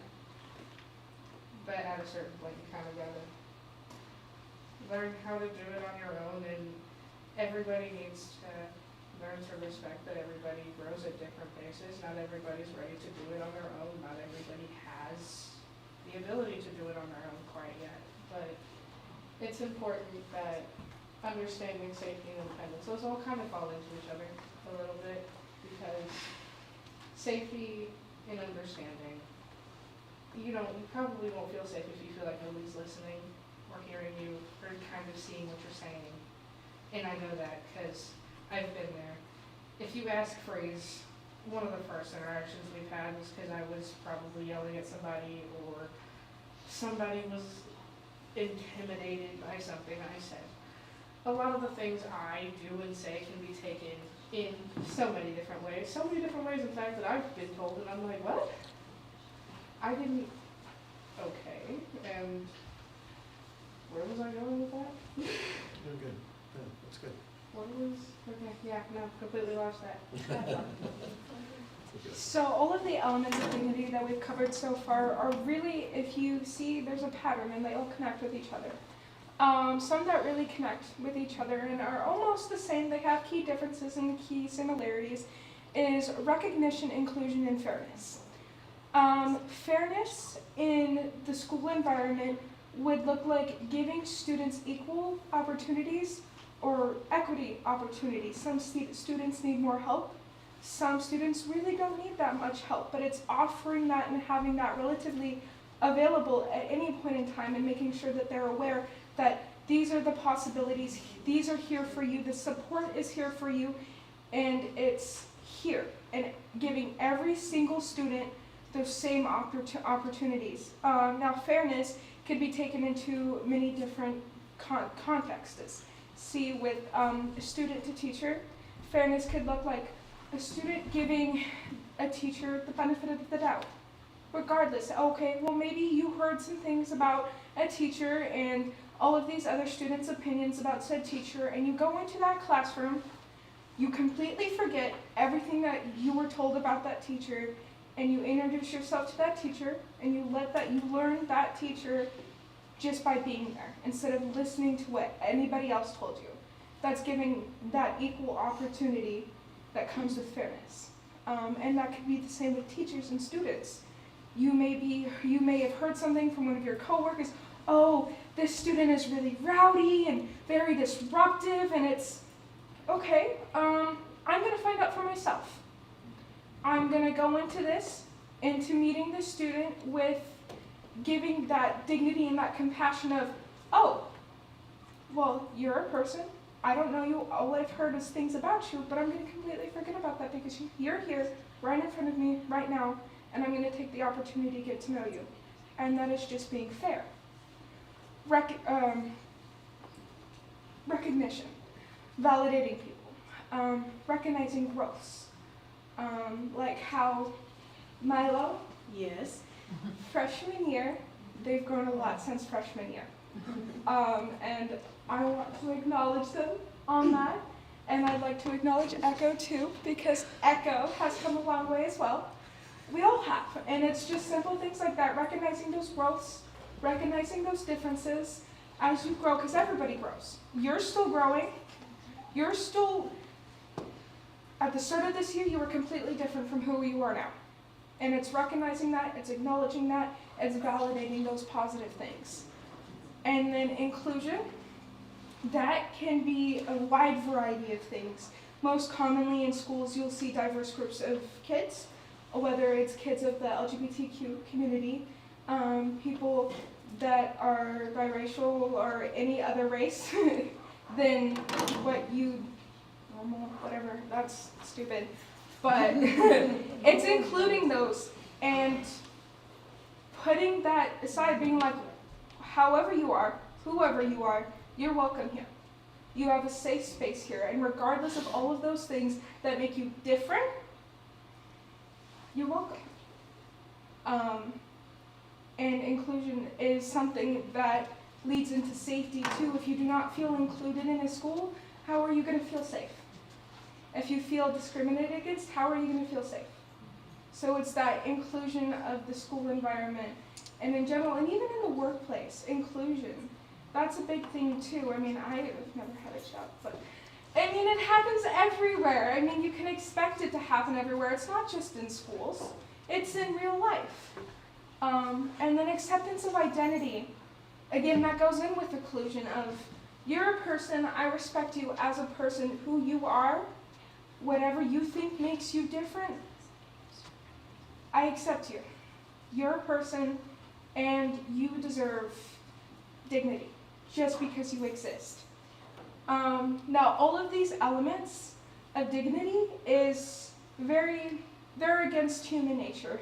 You'd think they wouldn't be, but human nature by default is the temptations to violate dignity, and they come easily with being adults, whether it being your student. I think one of the most common that I see in all age groups would be gossip.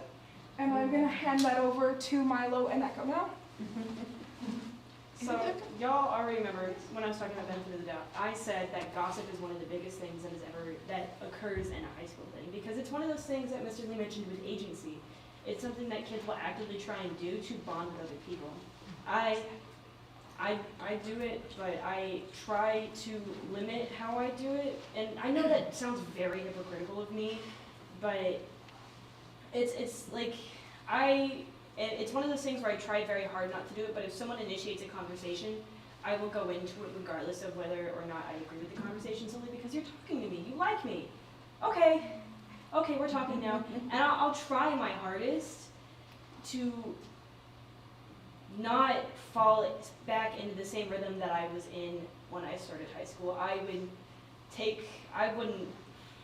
was not a very good person. I talked a lot of crap. I said a lot of stuff that I shouldn't. I did, actually, the majority of that, and it resulted in me and Riley not being friends for over a year and a half. It was so good now. Thanks. Stop laughing. It was not great, but the 10 temptations of violating dignity it's human nature. It's something that we all actively try and do to bond with other people in society, because the way we've learned to bond is built off of a negative nature. It's built off of putting other people down, which is an activity that needs to be shut down.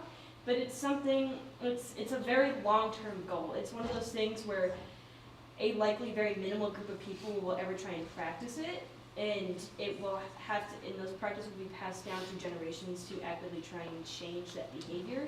So it's definitely something that's going to take a while.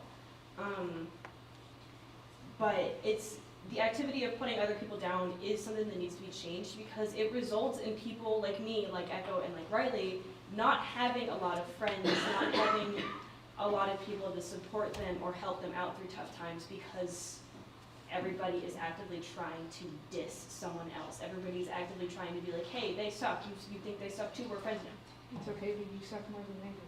Yeah. It's fine. It's not great. Do you have things to say? Can I change topic? Yes. Yes, I can change topic. Back into the topic of not being the same people we were when we started high school. one of these temptations that I struggled with was getting even. Because it seemed like everybody was out to get me. So I was out to get everybody else before they could get me. I don't want to stand in the middle. Anyway, so I kind of felt targeted in around middle school because everybody kind of seemed to be the same. Everybody understood what we were doing in class, and I didn't. Everybody kind of followed the trends, and everything kind of just picked up a certain similarity that people like me, Milo, and Riley, we don't necessarily fall into. And so you're in that kind of weird in-between space. And then people started kind of interacting with me personally and pinpointing things. And so I was like, oh, if you pick at me, I'm going to pick at you back, and I'm going to make sure it hurts your feelings. And then that kind of turned into a thing that I did naturally. And even this year, I've kind of had a little bit of trouble with getting even with people and not letting things go. So that shirking responsibility, not being accountable for. And it's not that all of these things are something that's inherently, it's not that any of these things are inherently bad, because again, it's something that people practice by nature. It's not something that everyone is entirely aware of doing, right? Like, as you're reading these, any of you are reading these, you are probably becoming aware of the fact that, hey, I did this yesterday, hey, I did that this morning, and stuff like that. And it's not something that you should take really into your soul as something as, I'm a bad person, I did this and now I suck, right? I want you guys to remember that this is not something that We all do on a daily basis sometimes. Maybe less, maybe more. You're human. Essentially, the They point happen. is you were human enough to acknowledge that you kind of screwed up. It's hard to do that. It's hard to kind of step back and be like, okay, well, that was a little bit out of line.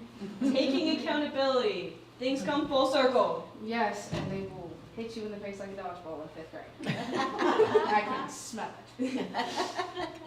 Okay, I think that wraps it up, right? Unless you have one more thing you want to say? I have one more thing. Okay. A lot of these things also you can see happen in both schools and workplaces, and even with student to teacher and teacher to student interactions. One of the most commonly that I've seen and experienced myself with a teacher to student interaction is shrinking responsibility. How not being relying on somebody else for value is, I've seen and had a lot of teachers overuse their power of being a teacher. I'm a teacher, you're a student, you're less than me. And that is something that I've experienced way too often in school, and that happens a lot in the workplace with anybody higher up than you, and those people have completely removed your dignity as a human being by treating you less than. And I think that is something that's very big, and it's something that I really wanted to touch on and bring light to, because yes, all of these happen, but that's one of those ones that I would really want to see worked on and touched on a lot more, because that's something that personally and just in general can really hurt a student, stunt their growth, like socially, emotionally, and even educationally. You're being told that all of these negative things, and you don't realize the good that you're actually doing, and it.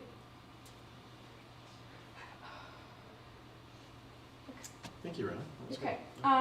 Moving on. Questions, comments, thoughts? Whoa. Rendered speechless. Told you. So I kind of just wanted to start off by saying that, like, I'm one of your guys' peers, and like I walk in the hallway and I see you guys all the time, and I think that's really cool. One of the things I wanted to say is that all of you guys are so inspiring. Like, I find you so inspiring, because I mean, when I see you guys in the hallway, I always see you guys smile on your face, you know, and I may not know you guys all personally, and I don't know exactly what you all have been through, but like hearing that and seeing how much you've changed, and then took in what you had and presented it to all of us and showed us, you know, what you've overcome is amazing. I think that's so cool. I may not have experienced the same things on your guys' level, but I do correlate with a lot of the things that you guys have said, and I think that's really cool. I wanted to say, I'm so impressed that you have found a way to use your feelings to help you fight for something that's important to you instead of just fighting, which is a hard thing. Lots of adults are still learning that. And one of the things I've been thinking for the last the last year is that you have shown that your agency does not require somebody else losing their agency. And that's something that has really been worrying me, and so I really appreciate that you understand your dignity does not mean that somebody else has to lose theirs. They're who they are. It's just them. You be you, I'll be me. Yeah. Everybody can just coexist normally. Normal is relative, but the positive. Just So thank you. Thank Thank you. we appreciate that you guys are willing to listen and hear what we have to say. Well, I would also like to just quickly thank you, all three of you, for being here. And I'm going to go back and probably watch this several times, because each of you said something that brought a lot of emotion. Okay, so, and I tend to be kind of an emotional person anyway, but okay, yeah, high five each other, you do. But you've been through some things I didn't have to go through at your age. I might have been the quiet one that preferred to be in the corner in the wallflower because, you know, I didn't have those friends. Maybe I didn't think the same way, or I didn't know how to gossip the right way, or whatever that was. But this dignity framework, having it in a presentation and hearing it from Mr. Lee is one thing, but hearing it from the three of you elevated it for me. So thank you. That's what we hope to have happen, is bringing these topics and stuff into focus from a student's perspective, which I'm so glad to be a part of that student perspective. Which is my question, how will you be using this at the schools? Moving forward? Yes. Yeah, so, like for example, in the middle school, I went to the middle school and presented to the staff, and they got together after my presentation and nominated some students that they figured would be an important part of this. So next week I'm meeting with that group of about 25 kids, meeting with them, taking through the training around this. And then big part of that training is doing a lot of listening of student stories. And that's where the power of that is. And then those students then will present to the staff, and then the staff and the students will get together and talk about what are the plans for moving forward. Like the high school, for example, talked about the discipline codes they used, and they modified those in a way that put discipline in a pretty important place for them, because they figured that was a really good thing. They talked about the summit at the high school, and that's what came out about to be from Mr. Freeze. They talked about quite a few things in terms of leadership and where they want to bring this. So it's really a student-led. I can't tell you exactly how that's going to work. That's the middle school. The middle school group and the high school groups will be put together. We're going to go to PTR and talk to the 4th and 5th graders and do a similar process with them and help students do that. And how will these groups, how will they continue to give feedback to the schools? I'm going to be honest with you I'm right overly now. opinionated. I have on too a much to regular say. basis, I have held Mr. Lee back from meetings because I'm like, I need more information. I need you to tell me more things. Like, your presentation didn't have the information I needed, so I'm going to keep asking you questions. I'm going to keep pushing you and forcing you into these situations where you have to give me more details. You have to push yourself harder to give me the information that I require to help you in your process. Because I am a very anxious human being, and I need a lot to be prepared, and sometimes I don't have everything that I need. And so you've missed several meetings because of me. I'm sorry about that, man.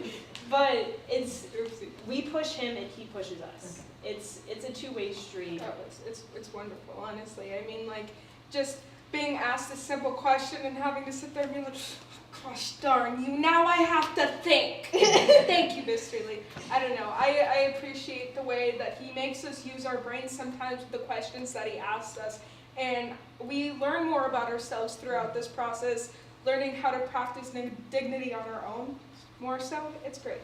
So, thank you, Mr. Lee. Yes, we do. And apparently I'm gonna pay you all after this meeting, as you said, I appreciate you. If you get a raise, I want 20%. I mean, we're all The reality is Whatever- that connecting with kids I don't in do this. numbers, so number 5. Okay. Connecting with kids in this 27. level is a continuing work. And I gotta say that if I was to have a side conversation about each one of these, and every other student I've worked with it, they're different people now because of it. And we had a conversation just yesterday, the three of us, about Milo and just how much more open she is. I remember we had a conversation, we were sitting there talking, Mr. Freeze walked by, and he stopped to talk with her, and she absolutely refused to talk to him.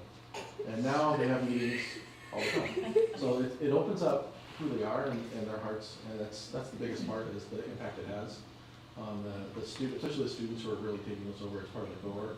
But then it grows, it takes on a life of its own. So I don't know if that answered your question in terms of the way it goes. It's an organic process, and I don't know how it's going to turn out at the middle school. I really don't. I didn't know how it's going to turn out at the high school either. And every meeting we've had, just things that happen that I don't expect. That's what we do, right? That's the agency part. When you put really the work in the hands of students, it takes a life of its own. So. Just wanted to make sure it wasn't one and done. Absolutely not. Is there any possibility of that happening? I want to continue this work for a while, and I hope to pass it down to other students too. Yeah, I'm not doing all this for nothing, man. No. You're not getting rid of me that easily. Well, there you go. You're gonna see me more throughout this year. You're gonna see me next year. You might see me throughout the summer if we do any work. Okay, I might come back just to mess with you after I graduate. We'll see. We'll see about that. I'll just come back and be like, okay, so did you do this? Yeah, how's this going, Mr. Do you remember how I told you to do this like 3 years ago? And you really? Well, I would like to add, just my 2 cents, I'm incredibly proud to have you in our district. You're role models and you're leaders, and you're demonstrating to both students and the adults around you how to act with dignity and how to treat others with dignity. So I'm impressed by your vulnerability tonight and appreciate the stories that you shared with us. That's hard, and you did wonderful. Thanks for being here with us tonight, and you're welcome back anytime. Thank you. So we've been told. I'm sure we'll see you again. Yeah, so I know that summit meetings aren't really, those are like a freeze thing, but how are you planning on, like, I guess, reaching the students that don't hear those things? Like, I know we invite, like, club leaders and then team captains to those meetings, but we never really reach out to the students that aren't a part of that. And I think it's really important for them to, hear this and hear all of what's going on in dignity and that kind of thing. Because I think that some of the people that lack dignity the most are the people that aren't in that room. Yes.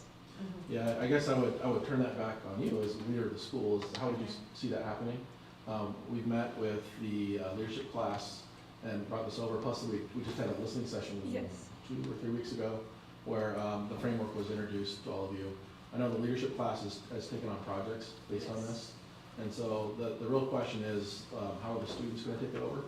And I'm meeting with Mr. Freeze a lot. We're trying to strategize that element of what that is. Okay. So, yeah, I mean, if you'd love to be part of that work, I'd love to have you. So, I would love to be yeah. part of that work. Okay, Great. there we go. Everyone else will. Yes. Thank you. Thank you so very much. much. Thank you for having us here and listening to us and like truly listening. I mean, it's not like you just kind of sat there. I mean, the blah blah blah blah. You actually listened, and I appreciate. I appreciate you for that.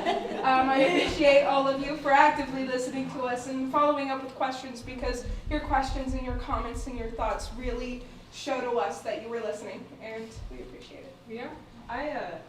You mentioned the unified games a while ago, and you said that you don't have interest in it. And I joined my graphic design teacher's photography club, and so I do have pictures of it if you want me to email them to you. I have a bunch. I also have a lot from the majority did their events and schools hosted this year, if you would also like those. But I know you mentioned it in, to be honest with you, a few of those pictures were a little overexposed.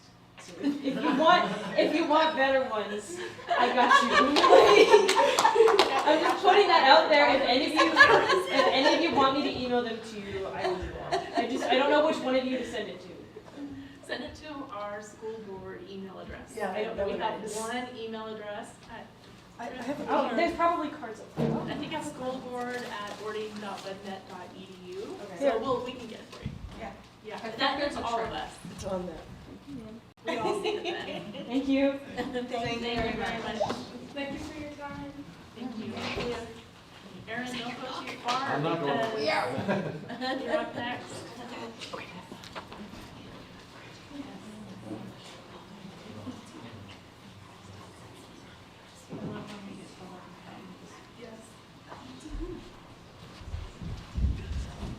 We just want to thank you for the opportunity to give you an update on what's happening with the elementary curriculum adoption bookworms. We previously talked to you about it before when you gave us the authorization to adopt the curriculum. And I would suggest it's been a conglomeration of good decision after good decision after good decision. And probably one of the best decisions that was made is standing right next to me, which is the staff members that we hired to come and help us implement this, because I can tell you very transparently that if this would have been sitting on my shoulders in terms of the implementation of this in elementary schools, we wouldn't be talking about good decision after good decision after good decision. It's been an amazing transition for teachers because the way that the curriculum is laid out is designed not just to teach curriculum, but to teach literacy and to learn how to teach literacy.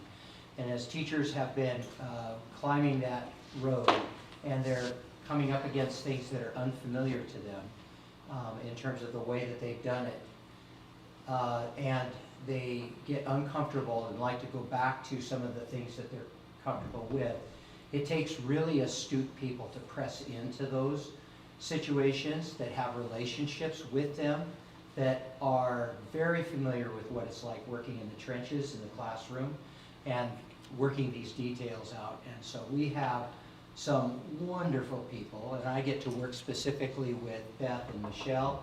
And I would say from an administrative perspective, when I see people come out of the classroom and do what I would consider this to be quite administrative work, where you're really supporting a whole system. You're going into buildings and you're working with teachers and you're working with principals and you're doing the instructional support. It's very much administrative work.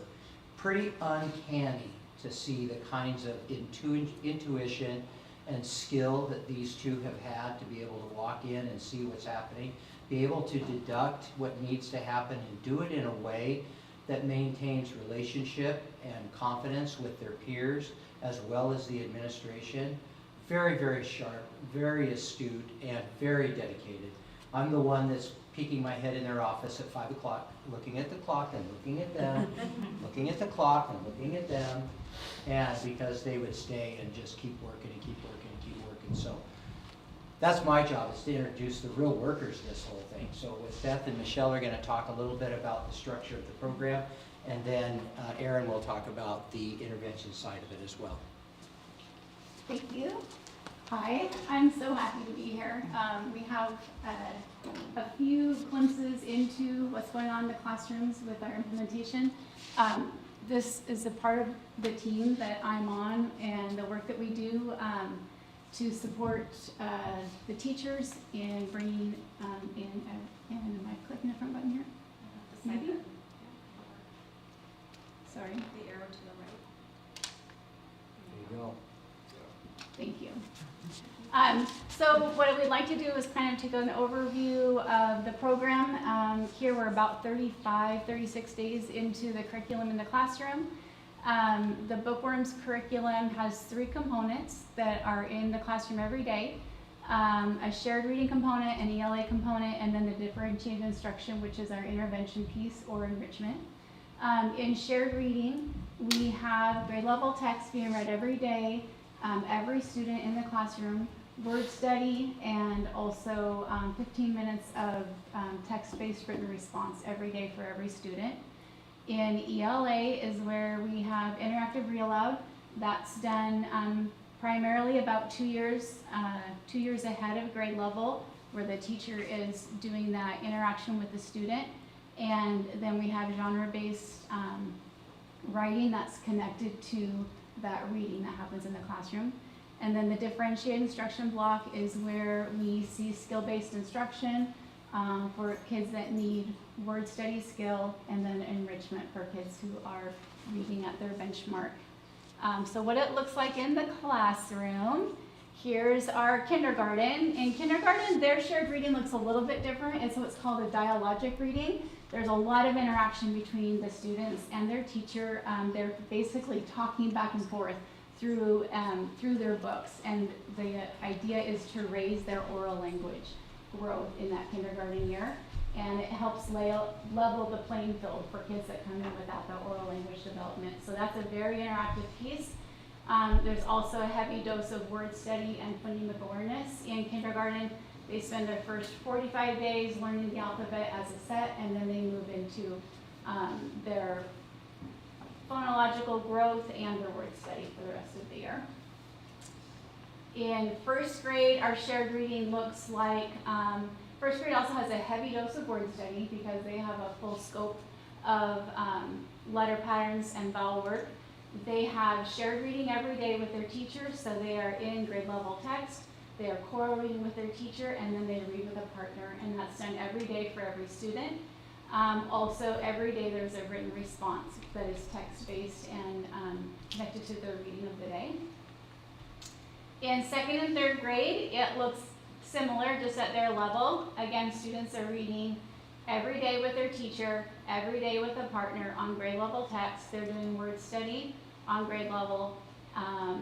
There is collection of their work anchored in charts throughout the room, and the kids use their text-based discussion and their anchor charts to write their text-based written response every day. And at our intermediate level, it still looks like this. We still have students that are in grade level text. They are doing a choral read through it every day with their teacher, and then they partner read back through the same text. So it brings everybody up into grade level text every day, and that shared reading experience is about 20 to 30 minutes every day. There's word study in 4th and 5th grade as well. It's more syllable and syntax work, and there is written response every day as well. ELA, it looks, the look for ELA is anchored in the higher level, the read aloud at the higher level, and then the genre-based writing. At our kindergarten level, we have kindergartners who are working on subject predicate, and they are gluing in their little notebooks their opinion of whether they like Rosie's Walk or they do not like Rosie's Walk. But they're learning to separate subject predicate. And then first grade is using that same skill, but at the first grade level with their work on subject predicate. And then we have a first grader already 30 days into the school year, and she is using her success criteria chart and her little journal, and she is writing her subject predicate using the success criteria to meet her first grade standards. So it's pretty amazing work that we are seeing in the classroom. In our intermediate level, this is 4th grade just finishing up their first big informative writing project. The two texts are the interactive read aloud that they did to get their background knowledge. So they first dove into the earthquake books, gaining knowledge, and then they went to the book, go straight to the source, and they learned how to use the sources properly and to cite their evidence in text. And then they moved into their informative writing, and the teacher models and walks them through like every component and step of that. So it's pretty exciting what's already happened in the first 30 days in the 4th grade classroom with our young writers. Then our intervention is the DI, which is differentiated instruction. That's where intervention happens. And so an exciting component that Bookworms brings in is the ability for us to dive in and look at exactly what skill level every student in the elementary school. So far, we worked with first grade through fifth grade and knowing exactly what their word skill knowledge was, and then taking that information, everyone got grouped specifically according to their exact need, and that was work that I had never done on such a big level anytime in my years here. So it's exciting that we had this through both buildings. Every student has been looked at specifically and moved into their group for intervention. So in the intervention side, that reflects what Mr. Hudson-Buehler had shown when we met together, because it was just such an exciting day. We hadn't had a meeting like that before, where we looked at every single kid was looked at that day and analyzed, and the little stair step is what you see, like those are the steps that the kids climb. So everyone was kind of plugged into that area. Stephanie and Marianne are intervention teachers, and they might want to elaborate a little bit more on any of that intervention piece. Yeah, I wanted to share that as we've gone through and assessed each kid, we have some third graders that are missing our kindergarten skills, or second graders that are excelling. And what's been really exciting to see is that all of our kids are feeling successful and gaining that confidence. Because as a third grader that may not know your short vowels, when you're sitting in a large classroom, you feel that. When you're in a small group with all the other kids your same age that are at that same spot, and you're learning that, you're be able to demonstrate your success and feel like you're learning. If that makes sense? So it's been really exciting to see some of, in history with intervention, you're working with your most struggling learners. And to be able to see those struggling learners excelling and gaining the confidence and skills they need to get closer to grade level is an exciting thing to see. Mm-hmm. Did I understand you correctly that like all kids are, I was going to say we're graded, that doesn't sound right, but you determine where they kind of fit, where they need support. Yeah, they're all assessed, yeah. Yeah, they're all assessed, thank you.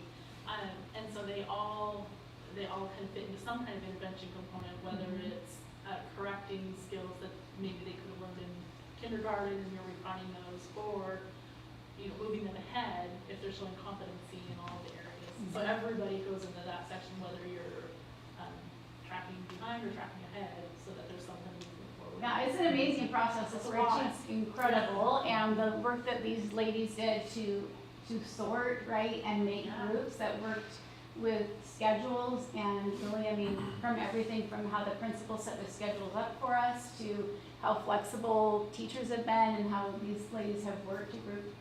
It's the amazing, it's just an amazing cycle, and it just got going. Got about a little over a week under our belt.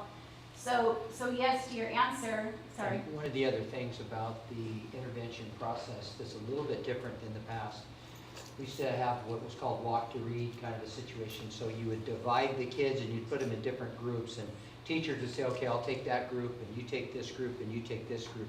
Now these kids have 4, up to 4 intervention groups within their own classroom. So the teachers are the ones that are intervening with each of these different groups, where there is some moving around in different places because you have some outliers that have to be placed together in a group. But we have the para-educators that step in and support, but a lot of that, most if not all of that intervention is happening in the classroom with all those different groups with the classroom teacher. And that's different than what we've seen in the past too, because that elevates the teacher's understanding of the student and their exact needs, not just during that intervention time, but then when they're going and they're doing their other activities in the classroom, they're becoming more and more familiar with each of one of those students and where they are. And they can differentiate at any point in instruction, not just in ELA and in reading, but in math and in science and all the others. So you're really elevating the understanding of the teacher through that intervention process, which gives them more knowledge and more understanding and enables them to make some really good decisions in the classroom all day long, the deeper that they understand these kids. Each of those boxes represents one skill area. So going from the bottom, from simple to complex. So wherever your skill is, that's the place that you'll start. Right above your most proficient skill, you start the next box up. We are in every skill is either a 3-week or a 6-week cycle. So we just created that cycle that will go in motion with an assessment day, a regroup day, and then either a move up or a repeat. But everyone will be looked at on a set day. The whole school will be looked at, and we'll be able to see, right, that movement. So that piece is really exciting. It's great to be a part of it too the first time through. This is what it looks like in the classroom. So the differentiated instruction, working on your foundational skills. So the teacher could be at a small group. You might be in the hallway in a small group, but as close as we can, keep you to your classroom, and as many kids as we could keep with their teacher is what we went for. And then we have support staff also filling in. So everyone moves to a spot for 15 minutes. The DI block has a 15-minute instructional block, and then 15 minutes of that block is when you're doing your independent writing based on your shared reading of the day. So you have an independent writing activity during that, and then you have 15 minutes of independent self-selected reading at that time. So it lasts for 45 minutes, so each teacher can teach 3 groups, and then we have para and support staff that come in and teach another 1 or 2 in the classroom. So Beth, are the resource kits assessed at the same way and then added to the groups? Yes, they are. Wherever they fit in. Oh, where's the assessment for comprehension? I'm seeing the anemic and the phonological assessment notes. Students who are at benchmark in fluency and comprehension then move into enrichment, and they are in small groups, either at grade level or advanced text. So they are working on vocabulary and text structure in novel sets. So there's only comprehension instruction at grade level, not at the lower? That's what I'm. Right. So at that intervention block, at your intervention block, you are at the skill that you're wherever you're proficient at, then you're instructed to your Right, next but I skill. wasn't necessarily just talking about the DI time. I was Okay. talking about the comprehension assessment for the program, and then I'm assuming a lot of that instruction is in the shared reading. Yes. Okay. Yes. So in shared reading, you're in grade level text Yes. with your teacher in your classroom for 25 to 35 minutes every day. So it is that grade level comprehension piece is in the classroom. And every day you are writing text-based written response to that shared reading activity. Okay, and that's the assessment for the comprehension for the program? Yes. Yes. There's pretty heavy vocabulary work that's done, word work that's done in that too, so that the kids can gain understanding of grade level text through some of the key vocabulary. I can't believe you can get 3rd graders to write for 15 minutes. That's amazing to me. We're working on it. I mean, it's a growing process everywhere. It's an instructional shift for our teachers. It is daily activity switch for our kids. But boy, what we're seeing when you go in and you see, you go into 4th and 5th grade and you see the kids in there all reading together. And I was outside of a 3rd grade classroom when they do they start off, in a chapter book together, and when they finished, their teacher said, we 3rd graders, we just finished. You've read this book now. They clapped for themselves. They were so proud, right? Like that they had accomplished this big thing. So the opportunity, this program is based on, it's based on good books, kids being in good, high quality books every day. It is based on research-based, high leverage instructional moves for kids. And it's access for all kids, and it's equity in the classroom because all kids are in there being that grade level, working with grade level text. Joanne, I just want to say with kids, especially our IEP kids, it's so exciting to come and see them, and a lot of them are not even in the lowest group. Like, they are in with their peers, getting that core instruction.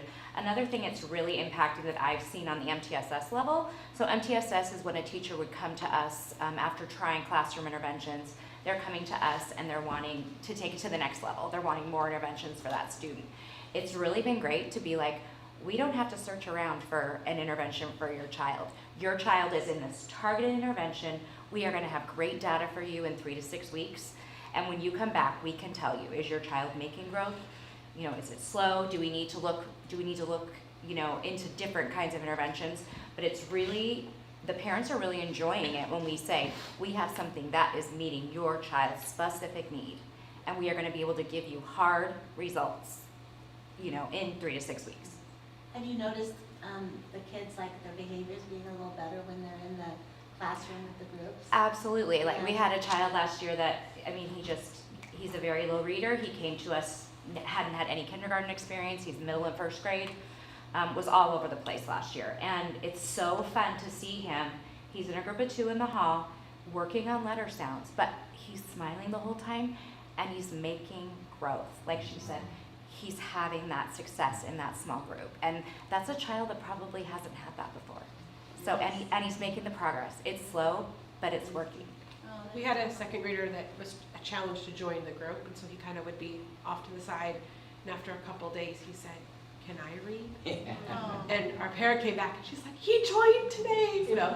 And then at the end, she said, "You have to stop reading now." He said, "I want to keep reading." She said, "If you come back to our group tomorrow."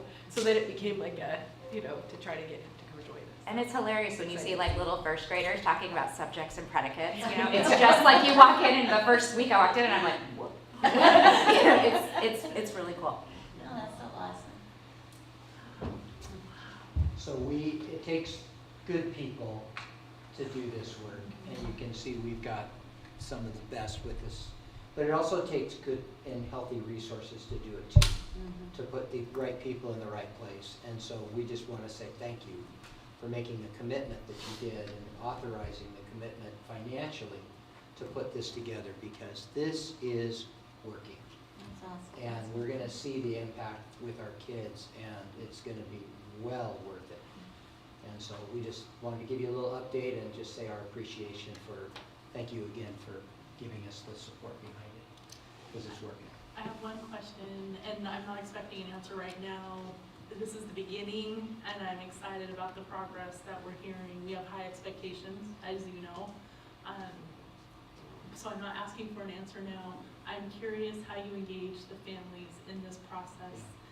As a parent, and you know, my boys have come home with stuff, and I'm like, ugh, okay. But I feel like this is critical and important work for these kids. So maybe later, when you come back, I'll be curious, like, what are the kids taking home? How are the parents understanding their growth? How are we, you know, helping them celebrate their milestones too? And I know there's so much critical, important work happening in the classroom. I just want to keep our families on this great ride that we're on. I've been in a couple of conferences where teachers are showing samples of the work, and especially the catastrophe, the weather one, and just watching this fourth grader. His fourth grader had broken this into 4 beautiful paragraphs, and it gives such structure and good writing. We just haven't had a really great writing program. Just gives them that. Also, just being able to look through their book at their written responses, and some of the responses that they're giving, even if, like for our kindergartners, even if the teacher, it's just them dictating it to the teacher, just how much they're processing and how much they're comprehending. So every conference I went to, parents seemed really pleased with what they were seeing. I love that. I love that. We should probably figure out a way to let the parents know that when the word predicate's used at the dinner table, it's I know, not right? a swear word. It's not a Their bad first grader word, can it's not a tell naughty that. word. It's a good word. Well, I've said it before, but I'll say it again. I love what I see here, but I love it more because of who's doing it. I know that each one of you, and I trust you so much with taking a program and making it work. And I'm so thankful that we have you guys and that you guys stepped up to do this. And not just the program, but the social emotional part of it too. So. Yeah. Absolutely. Thank you. Thank you. Thank you very much. Thank you.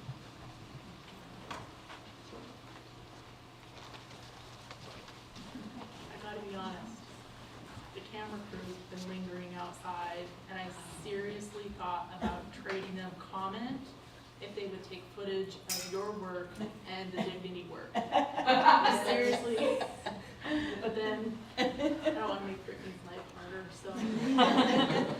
Thank you. Thanks, guys.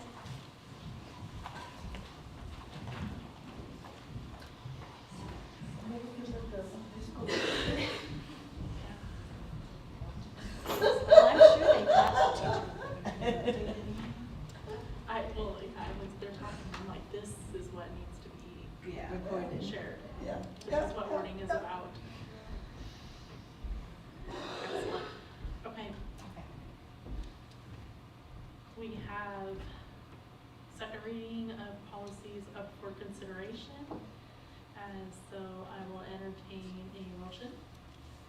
I'll make a motion to approve the second reading of policy considerations. I'll second it. Thank you. Any discussion? Yeah, good discussion the last time. Yep. We did. All in favor? Aye. Motion passes. Next, our consent agenda. I will accept a motion as soon as my computer catches up. Mine, I did something to mine. There we go. I'm ready. Motion to approve items 1 through 5 on the consent agenda. I second it. Thank you. Any discussion? All right, motion passes. All right. And please to share that we have 2 action items this evening. The first one is the 2022-2025 Orting Extracurricular Association OXA agreement. I will take a motion for that. I motion to approve the collective bargaining agreement between Orting School District and the Orting Extracurricular Association for a 3-year term spanning August 1st, 22 through July 31st, 25. Thank you. I second it. Thank you. Any discussion? Thank you. All in favor? Aye. Motion passes. Next item is our 2022-2025 Public School Employees, PSE Classified Staff Agreement. I move to approve the collective bargaining agreement between Orting School District and public school employees of Orting for a 3-year term spanning 9/1/2022 through 8/31/2025. Thank you. Second? Any discussion? All in favor? Aye. Motion passes. So glad I got my computer. And now we are at board comments. I'm just going to say thanks for hanging in. It was a great meeting tonight, and go Orting. Yeah, right? If there's nothing more, I will adjourn this meeting tonight at 8:22.